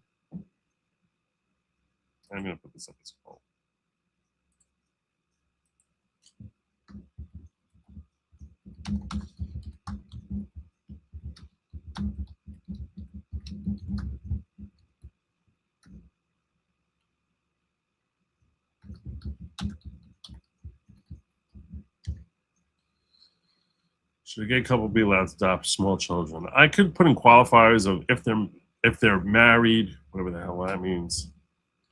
I'm just putting yes or no. I'll check in on the ghetto also if you want to weigh in. If you want to weigh in over there. But describing himself as bewildered and troubled, Buttigieg went on to reveal that CPS worker told me something that made my stomach turn. I was not to be alone around the children, at least until the interview took place the next day.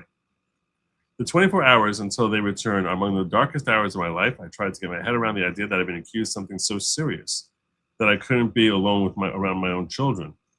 And I had consented to have them interviewed by strangers without my knowing where the accusation had come from or what it even contained. Maybe the kids call themselves. After a sleepless night, he says, the officer told him that the anonymous tipster told police that he had spoken to a woman and she said that Buttigieg had committed unspeakable violent crimes and the caller believed my children were still at risk. After the officer spoke, the CPS worker likewise indicated she had not found anything to substantiate the allegation, though her process would take a bit longer to be formally completed. I no longer need to avoid being around my children unsupervised. That's good. That's subjective. Chasen was invited to come back downstairs and hear the same information that had just been shared with me. Then, per standard procedure, she verified that there was adequate food in our kitchen and asked me to take a look at a kid's bedroom. After the officers, CPS worker, and lawyers all left, Chase and I hugged each other as tightly as we have at any time since the day our son was put on life support as a critically ill infant just weeks after the adoption. We went to get the kids, had dinner with them and their grandparents, brought them home and gave them the most normal bedtime we could with a few more bedtime books than usual. Then we went and sat under the light at our kitchen table trying to begin the process to process our feelings. Then he cried victim, claiming it was an attack on homosexuality and Pride Month. Quote, I don't know who did this or exactly what prompted him to do it. It's not lost to me this happened soon after we shared photos of our family on social media for Father's Day, or that this occurred during a month meant to make families like ours feel welcome and safe. Michigan State Police said a statement that the police they determined the report was false. Okay, so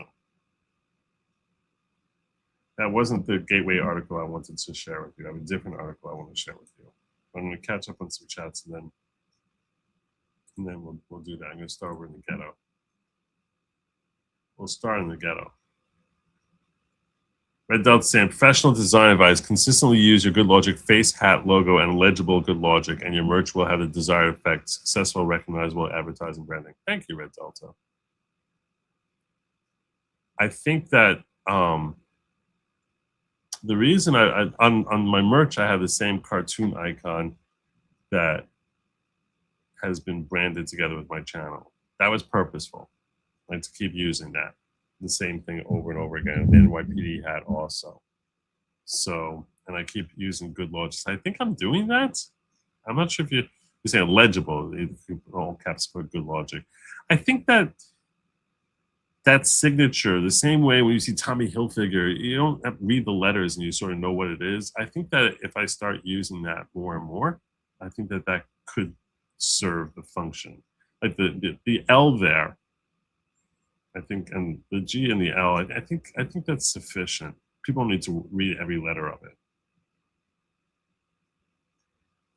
But I agree with you that consistency is important. I think that's very important. And I appreciate any tips that people have, because Lord knows I'm terrible at this. And AI has been virtually useless and helped me in that. So, Joe, did I hear you say you were going IRL with Tim Pool?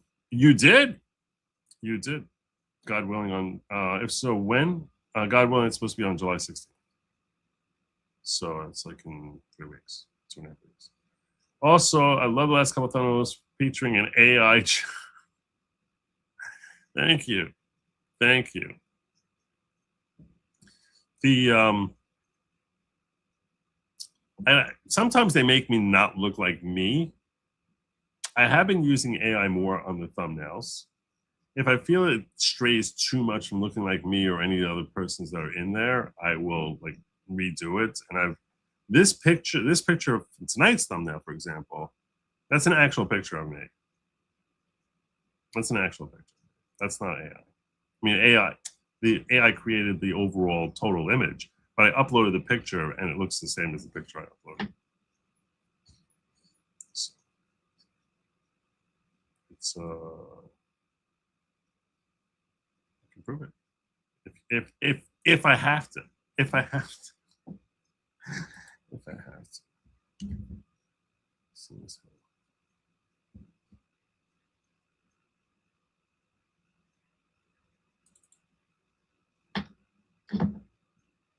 Where's this picture here? This is the picture I invariably upload to AI. So, to remind them what I look like, because they forget 10 minutes after I tell them.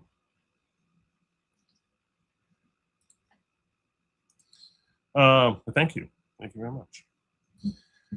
Joseph, your mountains or hills, come to California. I will show you a mountain. I've seen Dirty Dancing. I know what people do in the mountain resorts. Are you the Patrick Swayze of lawyers?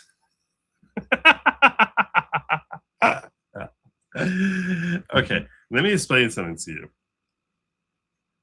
The Catskills that you see in Dirty Dancing, which I've never seen the movie. I've seen clips. I've never seen the movie Dirty Dancing. And I know what the overall concept of the movie is.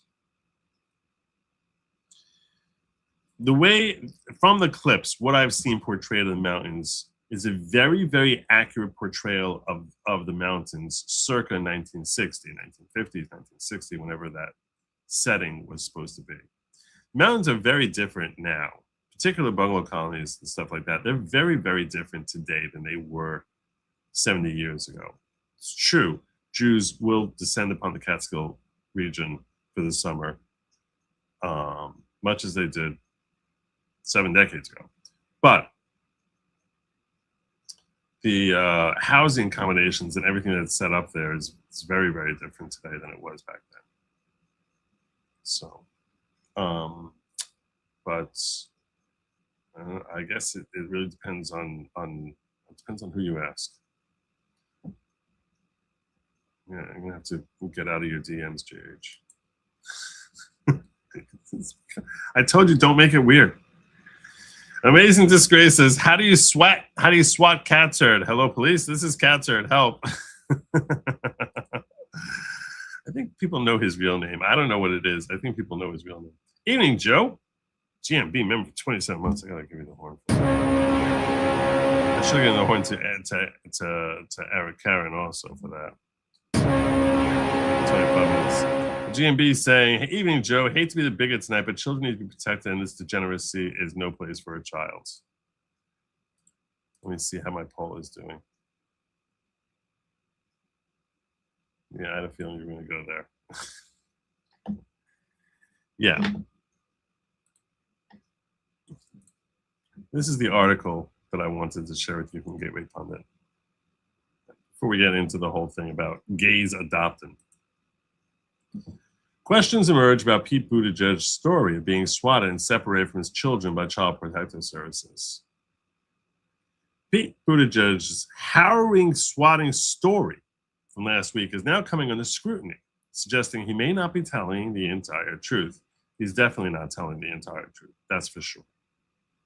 Because nothing he's saying makes sense if you understand how swatting works. As TGB's Jordan Conradson reported, Buttigieg claims he was swatted this week by Child Protective Services agents and separated from his 4-year-old twins. Buttigieg ran Substack to write a column about the incident. Describing himself as bewildered and troubled, Buttigieg said that the CPS worker told me something that made my stomach turn, blah, blah, blah, and committed unspeakable violent acts, and we heard all this. But questions are emerging that suggest Buttigieg might be embellishing at least part of his story, particularly the part about CPS separating him from his children. One ex-user who said he's dealt with cases like Buttigieg said the former transportation secretary was lying. He stated CPS does not separate someone from children over unsubstantiated accusations. To him, this suggested something more sinister was at play. They don't just do that when there's an unsubstantiated claim. Zach Bunch of Numbers says Buttigieg is lying. I deal with these kind of cases all the time. CPS does not separate you from your kids over an anonymous, unsubstantiated accusation. Something serious was reported, and there was corroboration for it to have gotten this far. Do not let him pretend at being the victim here. Something serious is happening. He's trying to frame it as politics.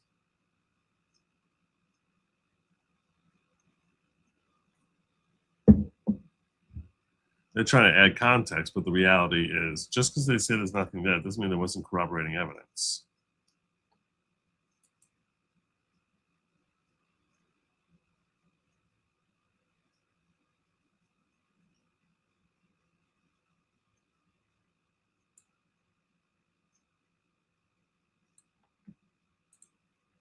All right, you can say that.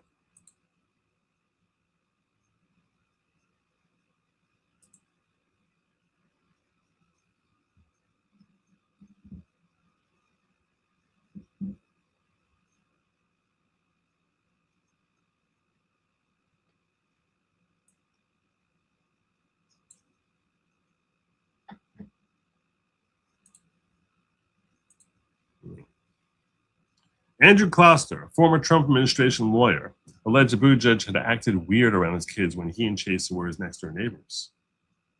Interesting. He also speculated that Buttigieg planted the story to gin up sympathy.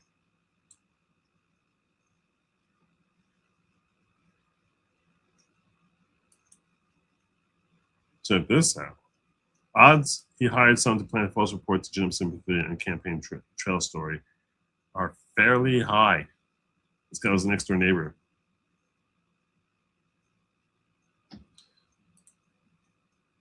Kurt Schlichter, California lawyer and prominent conservative writer, noted that Americans still have no clue what the specific allegations of the CPS call were.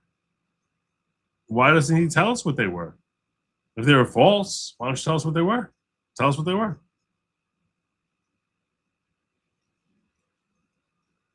You would think that good reporters would look into this. What are you talking about? He already kind of admitted it wasn't a typical swatting when he says now it's a new wrinkle with CPS involved. He didn't say that the police came with guns drawn. So it sounds like CPS showed up and they were in the front and there was a cop behind them to ensure the CPS can get inside. That's not at all the same thing as them coming and saying, hey, we're going to break down the door and make sure that we get in here so we can rescue some kids from you. Doesn't sound like that happened at all, which is what people envision when you use the term swatting. So he's using the term swatting in ways that no one else uses that term. A poster who said she had been in and out of the foster care system noted how unusual the alleged actions from CPS were based on the law, again calling Buttigieg's claims into question. Point. He claims CPS made it so he couldn't see his kids until they were questioned the next day based on a single report. BS. I was in and out of the system, and I've seen so many direct experiences with them, it's insane. That is considered extreme action, rarely happens, and usually a court order. Yeah, I'm not buying your dramatic story of your need to be the victim so you have a good story when you run for president again. He needs attention, he's using his kids to do it. Writing, Mayor Pete Buttigieg is lying. I bet $100 on it. First of all, calling what happened to you like being swatted is insane. I agree with her on that. I don't know who she is. Who is she? Oh, so, a relatively small account. CPS interviewing your kids isn't the same as people who've been murdered and their families traumatized because SWAT tore down every door, some multiple times. No outrage when countless political influencers on the right were being swatted multiple times. That's not my point. The point is that he made it so he couldn't see the claims that CPS made it so he couldn't see his kids until they were questioned are BS. And this is what they supposedly do. CPS can remove a child from a parent in Michigan, but not simply on a single call-in tip. There are strict legal requirements. 24-hour isolation, CPS cannot legally isolate a child from the parent for 24 hours without court involvement. If a child is removed without the parent's agreement, CPS must go to court immediately, usually within 72 hours, to justify the removal. To remove a child from the home, CPS must have reasonable cause to believe the child is at imminent risk, which he didn't say that they were removed from his home, although implied that they had to be given to someone else to be kept away from him, or he had to leave. If the report is false and there's no risk of harm, CPS cannot keep the child away from the parents. Making a knowingly false report can even be a crime in Michigan. It should be a very serious crime. While these questions being raised may eventually turn out to be nothing, we all know that the media would not simply take a Republican politician's word if they claimed to have been swatted. Buttigieg producing some actual proof would help clear things up, but don't count on that happening. So I think it's a good time for us to talk about the idea of a gay couple adopting children.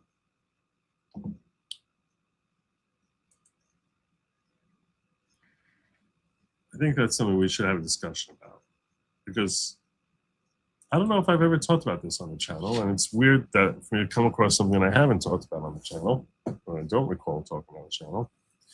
So if I did, and you can produce evidence of that, I apologize for my aging memory.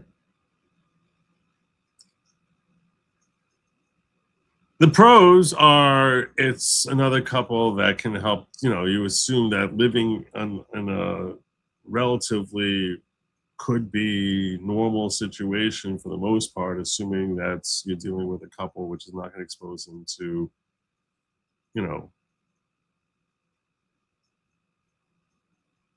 well, they would have a more stable environment in theory than if they were in foster care. Right? not being shuttled between different homes, and that they can have what is in many ways what many people would consider to be a typical or relatively typical normal upbringing, aside from the fact that it's two dudes instead of a man and woman. Assuming that we're not talking about people who are going to expose them to anything that's happening in their bedroom. Frankly, you can say about, with a lot of men and women today, maybe up for adoption, I'm sure many of them have values that I would frown upon and you would frown upon. I'm not saying I would simply frown on it because of my religion, my particular religious upbringing. I'm saying you would probably frown on a lot of the values of folks who are adopting, even if it's a heterosexual couple. So people who are coming and saying, if your argument against it is reduced to nothing more than they're going to be promoting homosexuality or accepting and tolerance of embracing and welcoming homosexuality, well, then you basically have to say that there's probably a lot of people who have adopted kids who are a heterosexual couple who are in that respect a little different. Meaning there's so many leftists. Leftists basically look at homosexuality as if it's no different from anything else. So you can take that position. Frankly, it's probably the most moral position to say that anyone who's going to be raising these kids to be immoral should be kept off the list. And if that's your position, I say to you, kudos to you. And I agree with that wholeheartedly. Meaning, while it's should be beyond the state for the state to dictate what consenting adults do in the privacy of their homes, and I don't think that there should be laws regarding that, because I don't think that that's part of what American politicians should be coming in as morality police. I do think that the idea of people who have rather amoral perspectives at best, and let's face it, when you talk about homosexual perspectives, whichever the Abrahamic faiths you adhere to, they're going to look at homosexuality as being not simply amoral, but immoral. And I do think that the morality of a couple that's adopting should be a highly significant factor as to their eligibility for raising future leaders of society.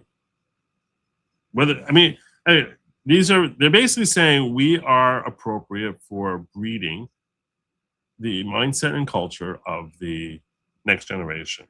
So we're going to take a purely innocent mind, a purely innocent soul, and we are looking for the state to bless us with the opportunity to become the most predominant influence on their lives and basically imprint on that fresh snow of moral perspective our twisted views. So my perspective is this. I don't really make that much of a distinction between a homosexual couple and most leftist couples who would basically say homosexuality is totally fine. Because I don't think it should be promoting that. I don't think that's a sign of a healthy society. There's a significant difference between saying we should never be making any laws restricting people and serving as a morality police, from saying that we're going to subject our youngins towards having an unhealthy mind perspective. That's a completely different thing. It's not at all the same thing.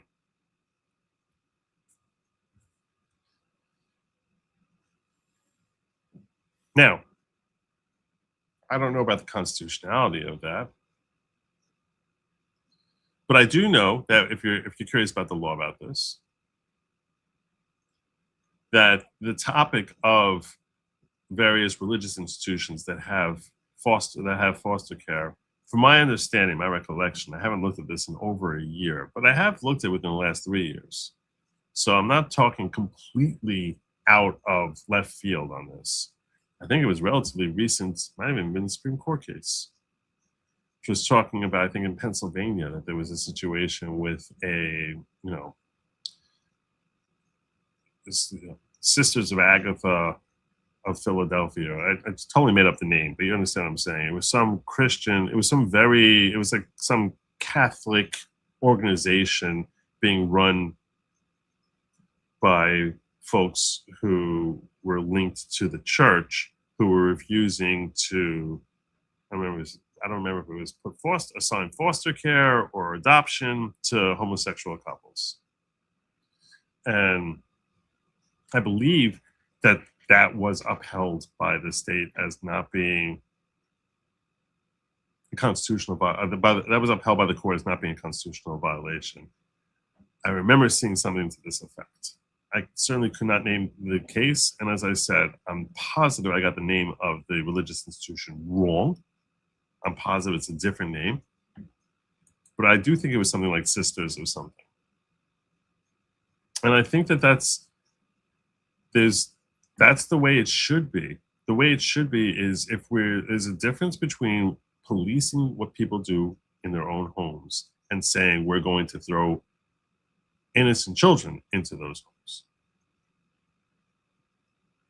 But I really wouldn't make much of a distinction between your typical leftist couple, which is going to be promoting trans ideology or homosexual ideology or something like that, and the gay couple. It's a half a step over to the left when it's a heterosexual couple. But if you're trying to figure out, like, what is going to make this person grow up into being a healthy and happy, functioning adult, I struggle to see how they're better off there than they are in foster care. Now, I have heard some horror stories about foster care and some of the abuse that happens to children, which is sickening and disgusting and mind-numbing when you hear enough of it. To hear some of the tragic stories, which is just horrific. Perhaps that's a reflection of poor screening in general, or inadequate. I don't want to say poor screening. We'll just call it inadequate screening of potential parents. But I think that this is something that we have become far too tolerant of the mindset of the left as being an alternative that's in any way remotely acceptable.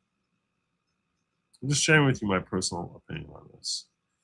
I'm not telling you what the law is, other than where I told you what I think the law is. That I think that a private institution can decide that they're going to keep their children away from a homosexual couple. So we still have that level of insulation. But I don't, just taking the law out of it, taking my personal religious perspectives out of it as much as I can, which I don't know, anyone could do that perfectly. Just looking at it from a purely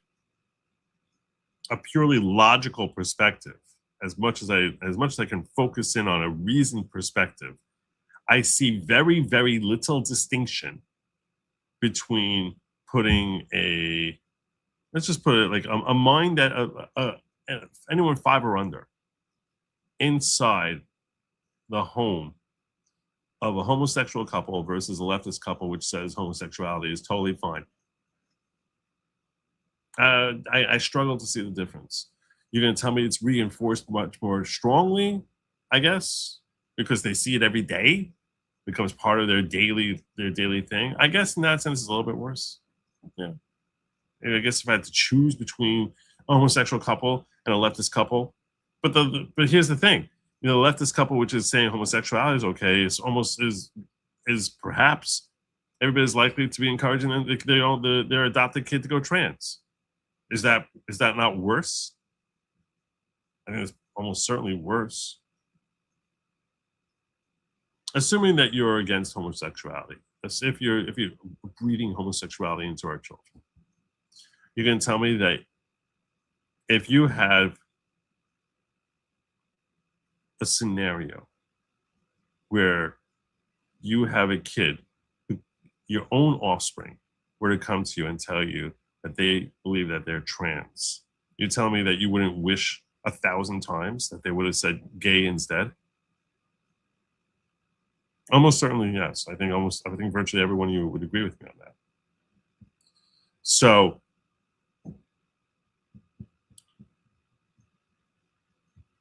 I don't know.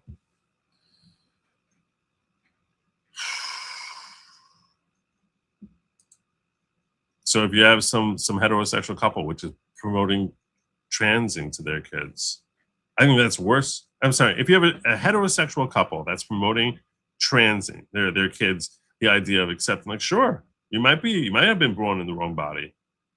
To me, that's worse than seeing their two dads.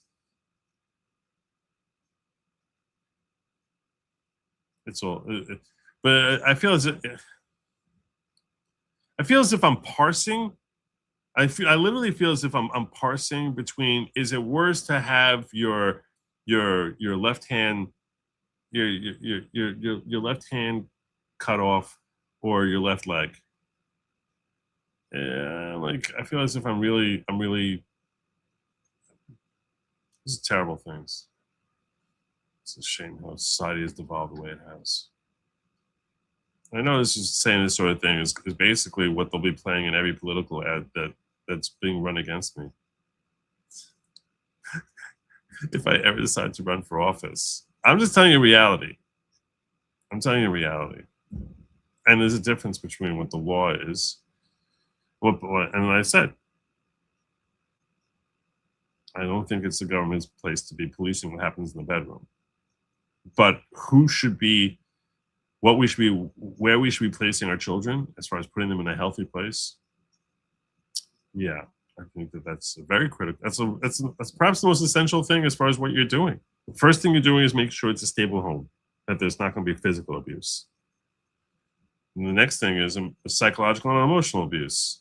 So if you have some home, which is some potential home where some little kid is being subjected, or even like not a little kid, even an older kid, where you're talking about someone who's almost certainly troubled because, let's face it, they're in a foster home. I mean, how many well-adjusted kids are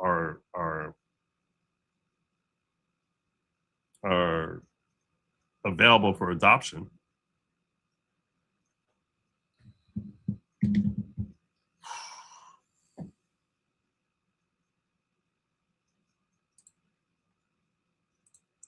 Dave Rubin and his husband have 2 biological sons. They had surrogates. Jordan Peterson had a conversation about it with him that was aired on YouTube a few years ago. It was a tough conversation. What's really tough about it is I don't think that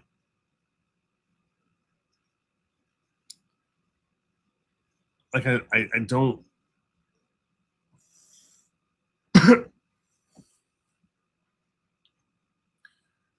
maybe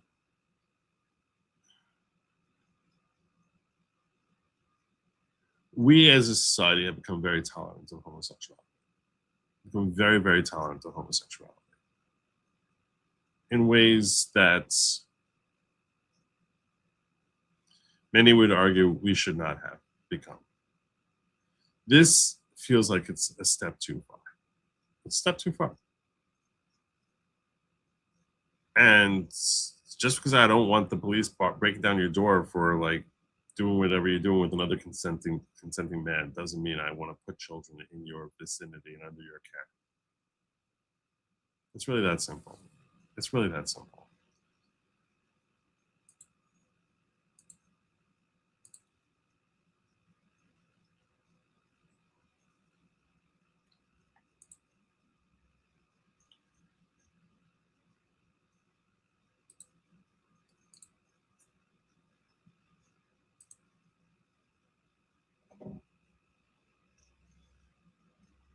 If you're wondering about our poll, I'm not really surprised by this result. Nearly 200 votes, 87% of you saying a gay couple should not be allowed to adopt small children.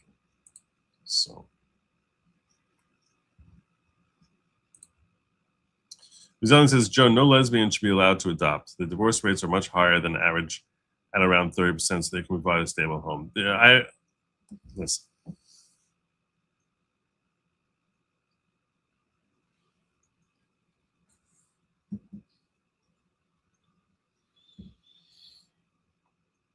There's very good reason for that. There's very, very good reason for that.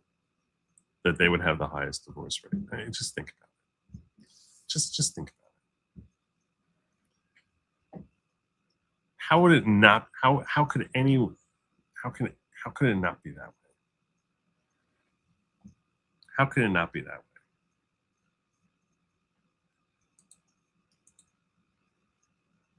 way? It's such a struggle.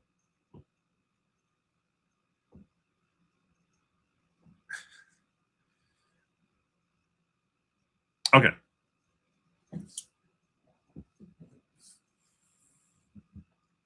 Before I got married, I got advice, which was this: if you get into an argument with your wife,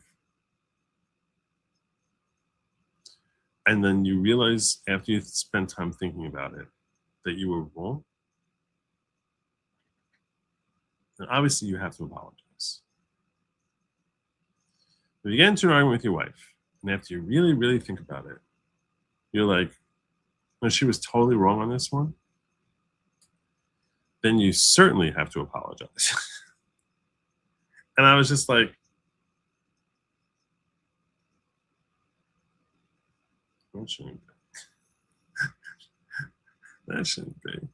That shouldn't be. But why is it? The reason is because, like, the idea of, like, how I understood that is that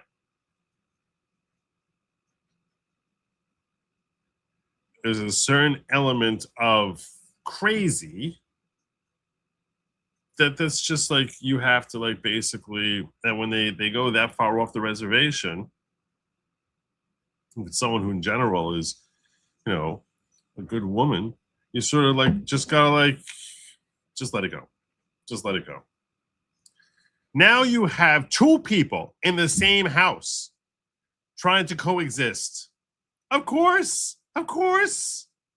It's a miracle if they stay together for 3 years, 5 years. A miracle. A miracle. Come on. What do you think? It's some big giant sleepover? You think they have pillow fights? No, this is not a movie. This is real life. Of course. Gosh. Just saying.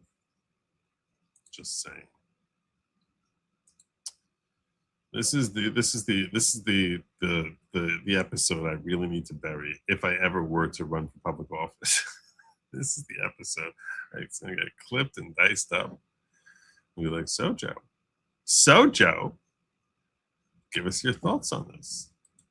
Be like, I'm speaking truth. What can I tell you? Is it surprising that gays against groomers is vilified by the left? Of course, no, because they don't actually support gays. They actually support. They support the idea that they're feeling like they're doing good, but they don't actually care about the people they purport to stand up for. All they care about is their own ability to virtue signal, and you're stepping on their ability to virtue signal because now you're standing up against groomers. So that's par for the course. Think about the mindset. I explained to you why Jews become leftists, but let's just think about your typical leftist, irrespective of their genetics, okay?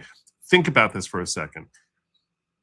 They are desperate to feel about themselves that they are good people. If someone, and that means always invariably standing up for whichever cause du jour is going to have the public out there look at them that they are a good person. So whether they're standing up for Gay, it used to be blacks, right? Or women's rights, blacks, gay, there's trans and whatever two spirits or pans or whatever the stupid names they come up with today. Maps. These are the new people for them to stand up for. For them to show, no, I'm really tolerant. I'm super tolerant. You think you're tolerant? Pfft, you're nothing. You're nothing. Do you stand up for the pans? Do you stand up for the maps? Do you stand up for the transos? Would you date a trans person? This is like they have their achievement. It's like they have like achievement unlocked as to like where they're able to virtue signal next. So someone who basically is throwing in their face that you're an idiot and this is a terrible thing, even if it's someone they were marching for and with 5 minutes ago, that doesn't matter. That doesn't matter. You can understand why there would be a very significant number of people who are gay who are going to stand up against groomers. Because let's face it, if you're just your typical dude who has that particular appetite, you know that folks who do not have your appetite are going to be lumping you together with the that you're G, and they're going to be lumping you together with the L and the B and the T and the P and the I and the Q and the other Q and the plus and the I and the A and the other thing, and then you're getting lumped in with all of them. And you're basically like thinking to yourself, a bunch of these folks are weird. And a bunch of them are dangerous and sickos. So you're sort of like, I don't want people thinking that just because the thought process is just because I have this appetite doesn't mean that these other appetites that these folks have is something that should be promoted in our society. So I would think that probably a significant majority of gay men would lean towards jumping on board with signing up to be part of Gays Against Groomers. Now, some of them are actually groomers.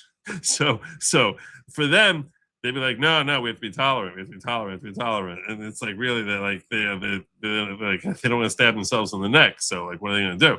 But the reality is, for the majority of them, I think they probably would be like, I don't want to be lumped together with that. Would you want to be lumped together with them? You wouldn't want to be lumped together with them. So be like, wait, just because they're thinking to themselves, so I kissed a dude and now you're going to lump me together with these people who are like basically torturing children? Like, no, I don't need that. So I would think that most of them probably sign up very quickly to be part of Gays Against Groomers. And this is why no one cares. This is why no one speaks up on behalf of the homosexual community anymore. Like, wait, it was good when we were standing up for you, but not when we're standing up for these other folks.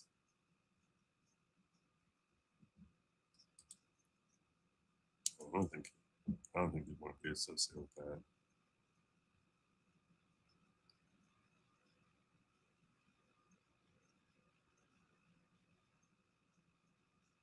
Hey, Lenny Malley here. Lenny. Little weird man. Let me explain something to you. I'm a very tolerant person. Far more tolerant than you are. Like infinitely more tolerant. I know it's breaking your brain. And you think I'm a liar. I'm not telling you the truth. I'm telling you the truth. I'm infinitely more tolerant than you are. I am so tolerant that whatever nonsense you're going to spill out here, trying to stand up for whatever stupidity you want to stand up for, I'm totally fine with you doing that. Not in all caps. When you speak in all caps, first and foremost, you're basically saying no one is going to pay attention to me unless I write in bigger letters, because I'm not really offering anything insightful. So you're actually undercutting the power and significance of your own voice when you talk in all caps. But I'm very tolerant that even people are expressing opinions that I significantly agree with, so long as they're not racist, violent in terms of service. Basically, I say, or spamming. Those are the three things I have. When you're talking in all caps, that's spamming. The reason for those three restrictions are because I'm very proud of the chat that I've developed in here. People being able to exchange ideas, disagree, and come to perhaps different perspectives by engaging in a chat. And if I allow folks to spam, say the same, which spamming I qualify as being saying the same thing over and over again, or just talking in all caps, that ruins the free speech of everyone. So that's why I'm like, you can say whatever idiocy you want to say. As long as you're not spamming, in all caps I do consider to be spamming, as long as you're not being racist or violating YouTube terms of service, you're welcome here.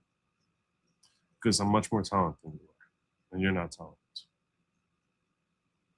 But I see one message, two messages, three messages. It's just going on and on and on.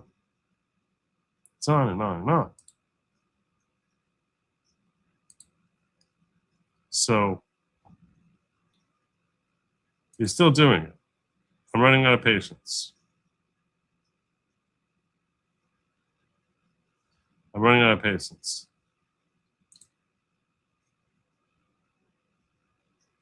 See, you're still talking in all caps.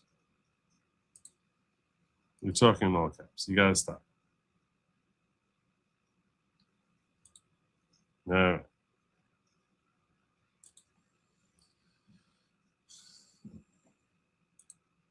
See, that's how you do it. You vary the caps. That way we know what's important and what parts are like. Yeah, okay, but he doesn't have to read his own chat. He knows what he's saying. So just because he has vision problems doesn't mean that he has to be talking in all caps. Assuming that's true. I don't know if that's true or not. It could be true. But even if it's true, you don't have to read your own stuff. The one person who doesn't have to read it is you, because you know what you said, hopefully. So. It's not like on your keyboard it looks bigger if you're typing in all caps. The only person it looks bigger to is everyone else. No, this is just targeted.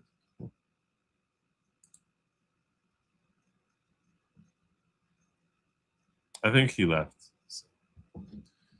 All right. Anyhow, so that's all I got to say about that. I need to move along. I need to move on to my last story here.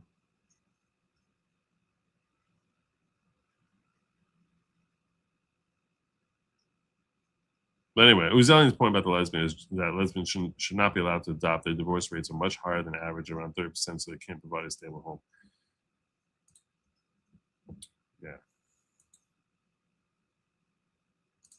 Yeah. And finally tonight, I'm going to quickly cover this Denver situation. This was actually a story that made me say I need to come back here. I saw this last night. Massive scandal unfolding. It actually came out a couple of days ago, but did I see this? I don't remember when I saw this now. Now I'm questioning when I saw this. Massive scandal unfolding in Denver. You will want to read to the end. Absolute shocking corruption and cover-up. Denver City Council blocked Denver International Airport from leasing space to Key Lime Air. So the city council told the airport, you're not allowed to lease anything to Key Lime Air because the airline worked with ICE. There was just one problem. That violates the FAA rules. So what did they do? City Attorney Mike Brown allegedly urged the airport to fabricate an investigation into the airline's safety record to cover up for illegally discriminating against the airline for political reasons. Wow. Wow. This sounds like a lawsuit of Key Lime Air against Mike Brown and a whole bunch of other people. And it sounds like it should be criminal charges. When word got out, Brown and Mayor Mike Johnson flat out denied it. However, CBS just obtained an internal airport memo appearing to reveal the entire thing was true. So just understand this. Key Lime works with ICE. the city council did not like that they work with ICE. So he said, we don't want Key Lime to be able to operate out of Denver Airport, which is a significant airport because geographically, Denver is obviously smack dab in the, pretty much it's a pretty significant hub for air traffic because of its location. All the cities that are central of America, and whether north to south and east to west. So you're talking about cities like Kansas City, St. Louis, Memphis, Denver, Chicago. Although Chicago is always a little further north. These cities are become very significant hubs for air traffic. So they didn't want Key Lime to be able to operate out of Denver because they were trying to give ICE a hard time. So they had them fabricate claims against Key Air saying that they had safety issues, that Key Lime had safety issues. This sounds like slander, libel, and whether it's spoken or written. It sounds like potentially criminal charges. And I actually was like looking into this. It is a hub, right? I know. So, and I want to see them federally charged. So you want to know what charges are most likely to stick? I'll tell you what charges could theoretically be brought versus charges that are most likely to stick. Charges that could be brought, and I do think that there should be civil claims made by Key Lime against Mike Brown and the city of Denver. I think they should go after the city of Denver directly. For slander, for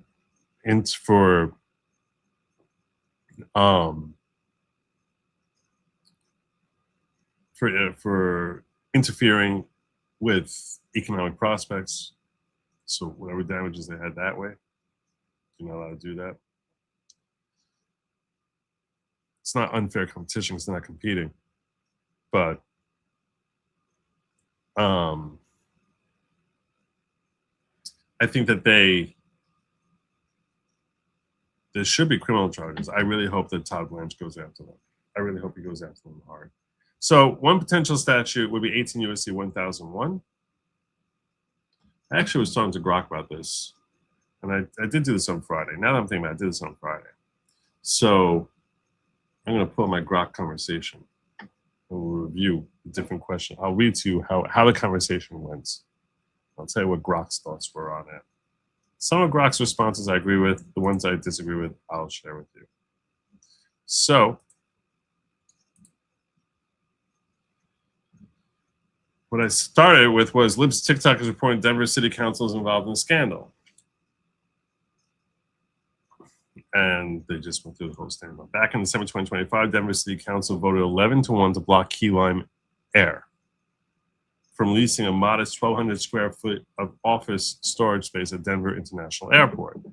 The explicit reason, Key Lime has contacts with ICE to transport detainees on deportation flights. Council members framed it as protecting the values of our city. But DIA takes hundreds of millions in FAA grants. So they couldn't get away with that. So federal rules generally bar airports from discriminating against airlines or tenants for doing lawful business with federal law enforcement. After the vote blew up and the FAA started asking questions, things got spicy. According to federal lawsuit filed by DIA's former general counsel, Everett Martinez, who was later put on an admin leave and backed by an internal airport memo he wrote in January 13, 2026, City Attorney Mike Brown allegedly suggested at a January 6 meeting that airport officials should investigate Key Lime Air's safety record, not because there were real safety issues, but to create a paper trail that could show the FAA later. She reportedly, sorry, it's not Mike. I keep saying Mike. It's Miko Brown. Miko Brown. She reportedly wanted it in my back pockets. They could claim the council was also concerned about safety if feds came knocking. She later pushed the idea again, saying something to the effect of a bad argument is better than no argument. Not always. Not when it's slander. Martinez allegedly called BS on fabricating evidence and refused.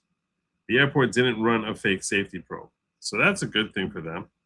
Brown and Mayor Johnson's office have denied all publicly, calling it false from a disgruntled employee, etc. But CBS Colorado got the internal memo and appears to corroborate the key details of what Brown allegedly said in that meeting. Disgusting. So this is Grok fluffing me about how I'm great for finding this for you guys. Don't care about that. So then I asked, could the city council be charged with insurrection? No.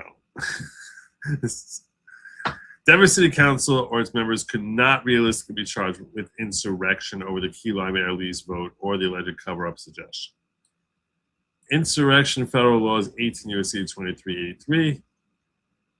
And they define it as inciting, assisting, or engaging. This is the actual words of the statutes. A rebellion, insurrection against the authority of the United States or its laws, or giving aid and comfort to it. Penalties include 10 years in prison and permanent disqualification from federal office. Courts have long understood as involving violent uprising, organized armed resistance aimed at overthrowing and severely disrupting government authority. Why? Why? Why would that be? I don't know. I don't trust Grok on this. This is where I'm like, I don't know. I'm sure it's hard to prove, especially since there ended up being no investigation. The city council voting against an airport lease for political, ideological reasons doesn't come close. They're saying to manufacture reports about they're having safety issues so that they can stop federal agents from doing what they need to do.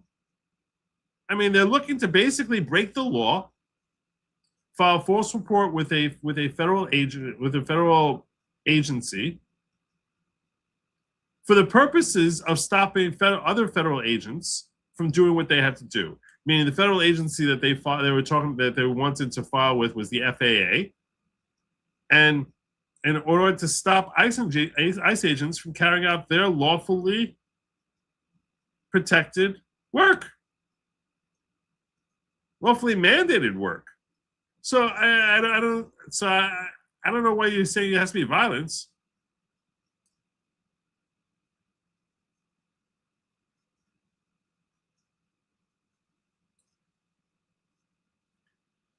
I don't think it'd be easy to prove. I don't know that you'll be able to convince the entire jury to go along with it, but so yeah, but Grok was fighting me very hard on this, saying you can't charge that. And then it tried to throw me a bone and threw out other things that could work, according to Grok again. So Grok, as I said, I've said before, Grok is the smartest retard you've ever met. So they say FAA grant violations, denying the lease explicitly because of ICE work risks breaching federal airport grant assurances, could lead to a loss of funding, investigation, enforcement actions of DOT. And there's probes that are going on that. So they prefer conspiracy to defraud the United States for manufacturing false justifications to mislead federal investigators. Okay, I'm not sure that's defrauding the United States.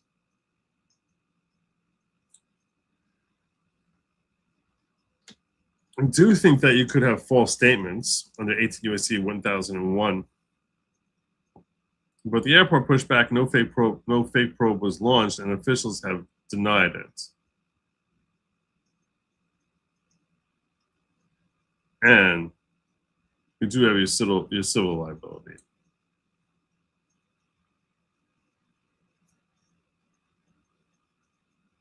I don't think there's going to be political electoral consequences. I don't think there's going to be that. So on the criminal charge thing, of course it got nipped in the bud. They're going to struggle, but it depends how far it got. I know there was no investigation, But if they filed a false report and the FAA said they're not bothering investigating because there's not enough meat on the bone, that would still be a false report. And that would be a violation of 18 U.S.C. 1001. And theoretically could also be 18 U.S.C. 371. I have to concur that if you brought the charges for insurrection, it probably wouldn't make it. It probably would not. I don't see them making it all the way through to a conviction.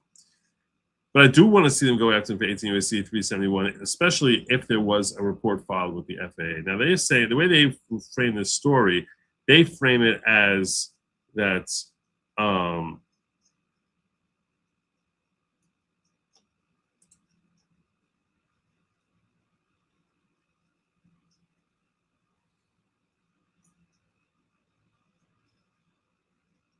if Miko Brown was pushing airport officials to investigate a charter airline safety record, depending on who those airport officials were, that could be a false report, and that could be a conspiracy. Particularly depending on what she told them.